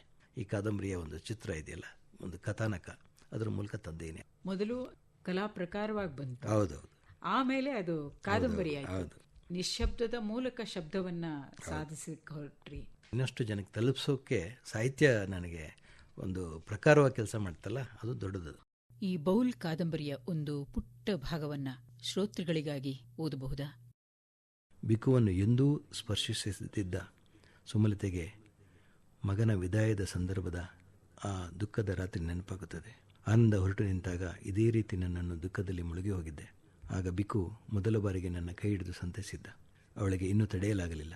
ಅವನ 2 ಕೈಗಳನ್ನು ತನ್ನ ಕೈಲಿರಿಸಿಕೊಂಡು ಅಲ್ಲಿ ತನ್ನ ತಲೆ ಇರಿಸಿದಳು. ಕಣ್ಣೀರು ಒಂದೇ ಸುಮ್ಮನೆ ಸುರಿಯುತ್ತಿತ್ತು. ಅವಳಿಂದ ನಿಧಾನವಾಗಿ ಕೈ ಬಿಡಿಸಿಕೊಂಡ ಬಿಕು ಒಂದು ಕ್ಷಣ ಮೌನವಾಗಿ ಅವಳ ತಲೆ ಸವರಿ, ಇದೊಂದು ಮಾತು ನನಗೆ ನಡೆಸಿಕೊಡು, ನನ್ನ ಚಿಂತೆ ಮಾಡದೆ ಆದಷ್ಟು ಬೇಗ ಆನಂದನ್ನು ಸೇರಿಕೋ, ಇದೊಂದೇ ನನ್ನ ವಿನಂತಿ ಎನ್ನುತ್ತಾ ಬಿಕು ತನ್ನ ಮಗುಲಿದ್ದ ಚೀಲದಲ್ಲಿ ಏನನ್ನೋ ಹುಡುಕಿ ತೆಗೆದ. ಈಗ ನನ್ನೊಂದಿಗೆ ಇರುವ ವಸ್ತು ಎಂದರೆ ಇದೊಂದೇ. ಗುರುಗಳು ನನಗೆ ಪ್ರೀತಿಯಿಂದ ನೀಡಿದ ಆಶೀರ್ವಾದ ಇದು. ನನ್ನ ಬದುಕಿನ ತಿರುವುಗಳಿಗೆ ನೆಪವಾದ ರೂಪಕ ಇದು. ಒಮ್ಮೆ ಪೂರ್ಣವಾಗಿ, ಖಾಲಿಯಾಗಿ, ಭಿನ್ನವಾಗಿ, ರೂಪವಾಗಿ, ಆಕಾರವಾಗಿ, ಶೂನ್ಯವಾಗಿ ನನ್ನನ್ನು ರೂಪಿಸಿದ ಬದುಕಿನ ಆಕಾರವಿದು. ಈಗ ಇದನ್ನು ಆನಂದನಿಗೆ ನಾನು ಪ್ರೀತಿಯಿಂದ ನೀಡುತ್ತಿದ್ದೇನೆ. ಇದನ್ನು ಅವನ ಕೈಲಿಟ್ಟು ಬಿಕು ನಿನಗೆ ಆಶೀರ್ವದಿಸಿದ್ದಾನೆ ಎಂದು ಹೇಳು. ಅವಳು ತನ್ನ ಕೈಗೆ ಬಿಕು ನೀಡಿದ ಪಾತ್ರೆಯನ್ನು ಆಶ್ಚರ್ಯದಿಂದ ನೋಡುತ್ತಲೇ ಇದ್ದಳು. ಏನೆಲ್ಲ ಇದೆ ಇವನ ಒಡಲಲ್ಲಿ, ಇವನಲ್ಲಿ ಇದ್ದ ಒಂದು ಭಿಕ್ಷಾಪಾತ್ರೆ ಎಷ್ಟು ಮಹತ್ವದ್ದು ಎಂದು ನನಗೆ ಹೊಳೆದಿರಲೇ ಇಲ್ಲ. ನಾನು ಇದನ್ನೆಲ್ಲ ಕಂಡು ಗಮನಿಸದೆ ಹೋದೆ. ನನ್ನ ಬೆಳಗ್ಗೆ ಏನಿದೆ ಎನ್ನುವುದನ್ನು ಕುತೂಹಲಕ್ಕಾದರೂ ಗಮನಿಸಿದಷ್ಟು ದೃಷ್ಟಿಹೀನಳು ನಾನು ಎಂದು ಸುಮಲತೆ ಮನದಲ್ಲೇ ಪರಿತಪಿಸಿದಳು. ಅವಳ ಕಣ್ಣೀರ ಹನಿಗಳು ಭಿಕ್ಷಾಪಾತ್ರೆಯೊಳಗೆ ಉದುರಿದ್ದನ್ನು ಭಿಕ್ಷು ಗಮನಿಸಿದ. ನಾನು ಖಾಲಿ ಭಿಕ್ಷಾಪಾತ್ರೆಯನ್ನು ನಿನಗೆ ಕೊಟ್ಟೆ, ಅದರೊಳಗೆ ನಿನ್ನ ಕಣ್ಣೀರನ್ನು ತುಂಬಿ ಭಿಕ್ಷಾಪಾತ್ರೆ ಆನಂದನಿಗೆ ಕೊಡುತ್ತೀಯಾ? ಅದರ ತುಂಬ ನನ್ನ ಪ್ರೀತಿ ಮತ್ತು ನಿನ್ನ ವಾತ್ಸಲ್ಯ ತುಂಬಿಕೊಂಡು ಹೋಗಿ ಅವನಿಗೆ ಕೊಡು. ಅದಕ್ಕಾಗಿಯೇ ಅದು ಎಂದೂ ಖಾಲಿಯಾಗಿರುವ ಪಾತ್ರೆಯಾಗಿದೆ. ಈ ಖಾಲಿ ಪಾತ್ರೆಯನ್ನ ಓದುಗರ ಎದುರು ಇಟ್ಟಿದ್ದೀರಿ. ಇದನ್ನ ಓದುಗರೇ ಬಹುಶಃ ತುಂಬಿಕೊಳ್ಳುತ್ತಾರೆ ಅಂತ ಅನಿಸುತ್ತೆ. ರಾಜ್ಯ, ರಾಷ್ಟ್ರ ಮತ್ತೆ ಅಂತಾರಾಷ್ಟ್ರೀಯ ಕಲಾ ಪ್ರದರ್ಶನಗಳಲ್ಲಿ ನೀವು ನಿಮ್ಮ ಕೃತಿಗಳ ಮೂಲಕ ಭಾಗವಹಿಸಿದ್ದೀರಿ. ನಿಮ್ಮ ಕೃತಿಗಳು ದೆಹಲಿಯ ರಾಷ್ಟ್ರೀಯ ಆಧುನಿಕ ಕಲಾ ಗ್ಯಾಲರಿ, ಕೋಲ್ಕತ್ತಾದ ಆರ್ಟ್ ಏಕರ್ನ ಶಾಶ್ವತ ಕಲಾ ಸಂಗ್ರಹಗಳಲ್ಲಿವೆ ಮತ್ತು 2021ರಲ್ಲಿ ದಕ್ಷಿಣ ಕೊರಿಯಾದ ಗೋಜೆ 7ನೇ ಅಂತಾರಾಷ್ಟ್ರೀಯ ಕಲಾ ಸಮ್ಮೇಳನದಲ್ಲಿ ಪ್ರದರ್ಶನಕ್ಕೆ ನಿಮ್ಮ ಕಲಾಕೃತಿ ಆಯ್ಕೆಗೊಂಡು ಅಲ್ಲಿನ ಶಾಶ್ವತ ಸಂಗ್ರಹದಲ್ಲಿ ಇದೆ. ಇದು ನಮ್ಮ ರಾಜ್ಯ ಹಾಗೂ ನಮ್ಮ ದೇಶಕ್ಕೇನೆ ಹೆಮ್ಮೆಯ ವಿಷಯ. ಅದಕ್ಕಾಗಿ ನಮ್ಮೆಲ್ಲ ಶ್ರೋತೃಗಳ ಪರವಾಗಿ ಅಭಿನಂದನೆಗಳನ್ನು ಈ ಸಂದರ್ಭದಲ್ಲಿ ಹೇಳೋದಕ್ಕೆ ನಾನು ಬಯಸ್ತೀನಿ. ಇದರೊಂದಿಗೆ 2015ರಲ್ಲಿ DV ಹಾಲಭಾವಿ ರಾಷ್ಟ್ರೀಯ ಪ್ರಶಸ್ತಿ, 2018ರಲ್ಲಿ ಮೈಸೂರು ದಸರಾ ಕಲಾ ಗೌರವ ಪ್ರಶಸ್ತಿ, 2010ರಲ್ಲಿ ಕರ್ನಾಟಕ ಸರ್ಕಾರದ ರಾಜ್ಯೋತ್ಸವ ಪ್ರಶಸ್ತಿ, 2017ರಲ್ಲಿ ರಾಜ್ಯ ಸರ್ಕಾರದಿಂದ ಜೀವಮಾನ ಸಾಧನೆಗಾಗಿ ವರ್ಣಶಿಲ್ಪಿ ವೆಂಕಟಪ್ಪ ಪ್ರಶಸ್ತಿ ಲಭಿಸಿತು. ಅವರ ಹೆಸರಲ್ಲಿ ಒಂದು ಪ್ರಶಸ್ತಿಯನ್ನು ತೆಗೆದುಕೊಳ್ಳೋದು ಕೂಡ ಒಂದು ದೊಡ್ಡ ಗೌರವ. ಜೊತೆಗೆ ದೇಶದ ಹೊರಗೂ ಕೂಡ ಸಾಕಷ್ಟು ಕಡೆ ನಿಮ್ಮ ಕಲಾಕೃತಿಗಳ ಪ್ರದರ್ಶನ ಇದೆ. ಇದನ್ನೆಲ್ಲ ನಾನು ಯಾಕೆ ಹೇಳ್ತಾ ಇದ್ದೀನಿ ಅಂದರೆ, ಇದೆಲ್ಲ ನಿಮಗೆ ಕಲೆಯ ಮೂಲಕ ಬಂದಂಥ ಒಂದು ಕಾಣಿಕೆ. ಕಲೆಗೆ ನೀವು ಏನು ಕೊಟ್ಟಿದ್ದೀರಿ ಅಂತ ಅನಿಸುತ್ತೆ ನಿಮಗೆ? ಸುಮಾರು 4 ದಶಕದ ನನ್ನ ಕಲಾ ಪ್ರಯೋಗಗಳು, ಅದರಲ್ಲೂ ಅಮೂರ್ತ ಕಲಾಕೃತಿಗಳನ್ನು ಕೂಡ ನಾನು ಆಗಲೇ ಹೇಳಿದಾಗೆ ಭಿಕ್ಷಾಪಾತ್ರೆಯನ್ನು ಇಷ್ಟೊಂದು ಭಾವುಕವಾಗಿ ಮತ್ತು ತಮ್ಮ ಬದುಕಿನ ಸಮೀಪಕ್ಕೆ ಇಟ್ಕೊಂಡು ಅದನ್ನು ನೋಡುವಂಥ ಪ್ರಯತ್ನ ಮಾಡುವಂಥ ಸಂವೇದನಾಶೀಲ ಕಲಾ ರಸಿಕರನ್ನ ನಮ್ಮ ಸೃಷ್ಟಿಯಾಗಿದ್ದಾರೆ ಅಂದರೆ ಅದು ನನಗೆ ತುಂಬ ದೊಡ್ಡ ಹೆಮ್ಮೆ ವಿಷಯ. ಬಹುಶಃ ದೊಡ್ಡ ಅವಕಾಶವನ್ನು ಕಲೆ ಮತ್ತು ಸಾಹಿತ್ಯ ಕೊಟ್ಟಿದೆ ನನಗೆ. ಕಲೆಗೆ ನಾನೇನು ಕೊಟ್ಟಿದ್ದೇನೆ ಕಿಂಚಿತ್ತು ಅಂತ ಅನಿಸುತ್ತೆ ನನಗೆ. ಅಂದರೆ ಈಗ ನಾನು ಆಗಲೇ ಹೇಳಿದಾಗೆ ಒಂದಷ್ಟು ಜನ MS ಮೂರ್ತಿಯವರ ಕಲಾಕೃತಿನ ನಾನು ನೋಡಿದೆ, ಈಗ ಅದು ನನಗೆ ಅರ್ಥ ಆಗ್ತಿದೆ ಅಂತ ಅನಿಸಿದರೆ ಬಹುಶಃ ನನಗೆ ನನ್ನ ದೊಡ್ಡ ಕಾಂಟ್ರಿಬ್ಯೂಷನ್ ಅಂತ ಅನಿಸುತ್ತೆ ನನಗೆ. ಅದು ಬಿಟ್ಟರೆ ನಾನು ಕೊಟ್ಟೆ ಅನ್ನುವಂಥ ಅಹಮಿಕೆಯನ್ನು ತಪ್ಪಿಸ್ಕೋಬೇಕು ಅನ್ನೋದೇ ಈ ಎಲ್ಲ ಪ್ರಯೋಗ. ನನಗೆ ಹಿಂದೆ ನನಗೆ ಯಾವ ಅಸ್ಮಿತೆಗಳೂ ಇಲ್ಲದೆ ನನ್ನ ಪಾಡಿಗೆ ನಾನು ಈ ಲೋಕವನ್ನು ನೋಡಿದ ಅನುಭವಿಸಿದ ಪ್ರಕ್ರಿಯೆಯೇ ಇವತ್ತು ಈ ಕೃತಿಯಾಗಿ ಬಂದಿರೋದು. ಸುಮಾರು ನನಗೆ ಪ್ರಶಸ್ತಿ ಆರಂಭವಾಗಿದ್ದೆ ನನ್ನ 50ನೇ ವಯಸ್ಸಿನಲ್ಲಿ. ಭಿಕ್ಷಾಪತ್ರೆಯನ್ನು ಪ್ರತಿ ದಿವಸ ಖಾಲಿ ಮಾಡುವ ಪ್ರಕ್ರಿಯೆಗೆ ನಾನು ನಿರಂತರವಾಗಿ ತೊಡ್ಕೊಳ್ಳಿರುವ ಸಂದರ್ಭದಲ್ಲಿ ಯಾವುದನ್ನು ನಾವು ನಿರಾಕರಿಸ್ತೀವೋ ಅದು ಹತ್ರ ಬರ್ತಿರುತ್ತೆ. ಅದು ನನ್ನ ಅನುಭವ, ಜೀವನ ಅನುಭವ. ಅದು ಜೀವನವೇ ಬಹಳ ಮುಖ್ಯ. ಜನರ ಜೊತೆಗೆ ಬೆರೆಯೋದು, ಜನರ ಜೊತೆಗೆ ನಾವು ಸಹಜವಾಗಿ ನಡ್ಕೊಳ್ಳೋದು ಮತ್ತು ಘನತೆಯಿಂದ ಈ ಬದುಕನ್ನು ನೋಡೋದು ತುಂಬ ಮುಖ್ಯ ಅಂತ ನಾನು ಭಾವಿಸ್ತೇನೆ. ನಿಮಗೆ ಅದಕ್ಕೂ ಅವಕಾಶ ಸಿಕ್ತು. 2014ರಿಂದ 2017ರವರೆಗೆ ಕರ್ನಾಟಕ ಲಲಿತಕಲಾ ಅಕಾಡೆಮಿಯ ಅಧ್ಯಕ್ಷರಾಗಿ ಕಾರ್ಯನಿರ್ವಹಿಸಿದ್ರಿ.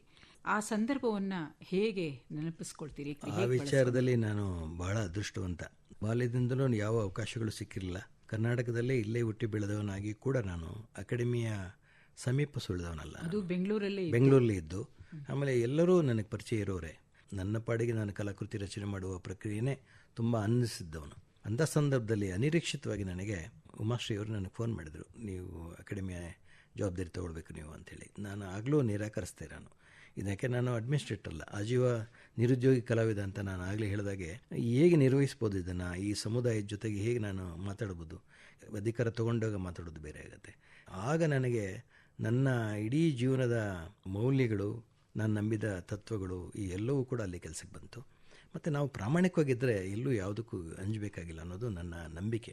ಅದನ್ನು ನನಗೆ ಗುರುಗಳಾದಂಥ ಕಾರಂತರಂಥವರು ತುಂಬ ಜನ ನನಗೆ ಅದನ್ನು ಗೈಡ್ ಮಾಡಿದ್ದಾರೆ. ಮತ್ತು ನನಗೆ ತುಂಬ ಜನ ವೆಲ್ವಿಷರ್ಸ್ ಇದ್ದಾರೆ. ಅವರೆಲ್ಲರೂ ಹೇಳಿದರು, ಇಲ್ಲ ಜವಾಬ್ದಾರಿ ನಿಮಗೆ ಸಿಕ್ಕಿದೆ, ನೀವಾಗ ಏನು ಬೇಡಿಲ್ಲ, ಅದನ್ನು ನಿರ್ವಹಿಸಿ ಅಂತ ಹೇಳಿದ್ರು.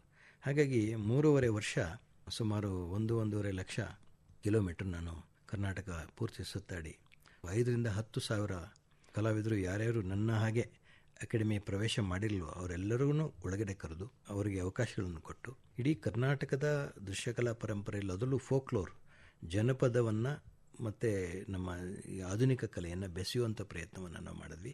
ಮತ್ತು ಜಾತಿ ಧರ್ಮಗಳನ್ನು ಮೀರಿದ ಒಂದು ಸಂವೇದನಾಶೀಲ ವಾತಾವರಣ ಸೃಷ್ಟಿಯಾಗಬೇಕು ಅನ್ನೋದು ನನ್ನ ಆಸೆ ಇತ್ತು. ಅದನ್ನು ನಾವು ಯಶಸ್ವಿಯಾಗಿ ಮಾಡಿದ್ದೀವಿ ಅದರಲ್ಲಿ.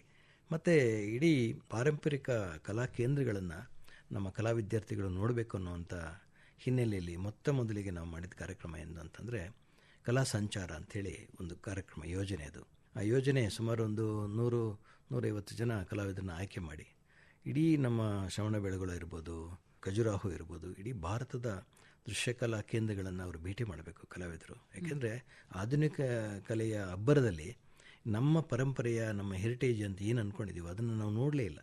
ನೋಡುವ ಪರಂಪರೆಯವರು ನಾವು ಏನನ್ನು ನಮಗೆ ಬೇಕಾದ್ದನ್ನೇ ನಾವು ನೋಡದಿದ್ದರೆ ಏನನ್ನು ನಾವು ತೋರ್ಸೋಕ್ಕೆ ಸಾಧ್ಯ ಆಗುತ್ತೆ.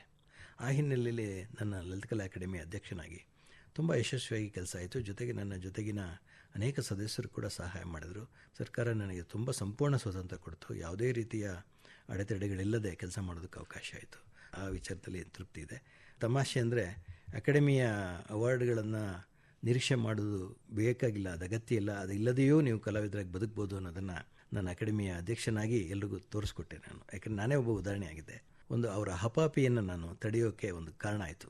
ಮತ್ತು ಅನೇಕ ಬೇರೆ ಬೇರೆ ಸೃಜನಶೀಲ ಜೊತೆಗೆ ನಾನು ಒಡನಾಟ ಮಾಡಿದ್ದ ಎಲ್ಲ ಅನುಭವ ಅಲ್ಲಿ ಕೆಲಸ ಮಾಡ್ತು. ತುಂಬ ಹೊಸ ಪ್ರಯೋಗಗಳು ಮಾಡಿದ್ರಿ ನಿಮ್ಮ ಅವಧಿಯಲ್ಲಿ ಅನ್ನುವಂಥ ಒಂದು ತೃಪ್ತಿದಾಯಕವಾದಂಥ ಪ್ರತಿಕ್ರಿಯೆ ನನಗೆ ಸಿಕ್ಕಿದೆ. ಗಾಂಧೀಜಿಯವರ ಕಲಾಕೃತಿಗಳು ಒಂದು ಪ್ರಯೋಗವನ್ನು ಕೂಡ ಮಾಡಿದ್ರಿ. ಅದನ್ನ ಗಾಂಧಿ ಜಯಂತಿಯಂದು ಮಾಡಿದ್ರಿ. ಕಳೆದ ವರ್ಷ ಮಾಡಿದೆ ನಾನು. ಬುದ್ಧನ ಮಾಡ್ತೀರಿ, ಗಾಂಧೀಜಿಯ ಕೃತಿಗಳನ್ನ ಮಾಡ್ತೀರಿ. ಇದರ ಹಿಂದೆ ನಿಮ್ಮನ್ನ ನೀವು ಕಲೆಯ ಮೂಲಕ ಕಂಡುಕೊಳ್ಳುವಂಥ ಒಂದು ಹುಡುಕಾಟ, ಮತ್ತೆ ಅದನ್ನ ಜನರಿಗೆ ತಲುಪಿಸ್ಬೇಕು. ನೀವೀಗ ಹೇಳಿದ್ರಿ, ನಾವು ನೋಡಿದ್ದನ್ನ ಬೇರೆಯವರು ನೋಡಬೇಕು ಅನ್ನುವಂಥದ್ದು. ಅದು ಹೆಚ್ಚಿಗೆ ಕೆಲಸ ಮಾಡುತ್ತಾ, ಅಥವಾ ಇದು ಕೆಲವು ಬಾರಿ ನಾವು ಅಜೆಂಡಾಗಳ ಮೂಲಕ ಆಗುವಂಥದ್ದಿರುತ್ತೆ? ಇದರ ಹಿನ್ನೆಲೆ ಏನು? ಗಾಂಧಿ ಬಗ್ಗೆ ಪ್ರಶ್ನೆ ಕೇಳಿದ್ರಿ ನೀವು. ತುಂಬ ಮುಖ್ಯವಾಗಿ ಗಾಂಧಿ ನನಗೆ ಬಹಳ ಪ್ರಭಾವ ಬೀರಿದ ಒಂದು ವ್ಯಕ್ತಿತ್ವ.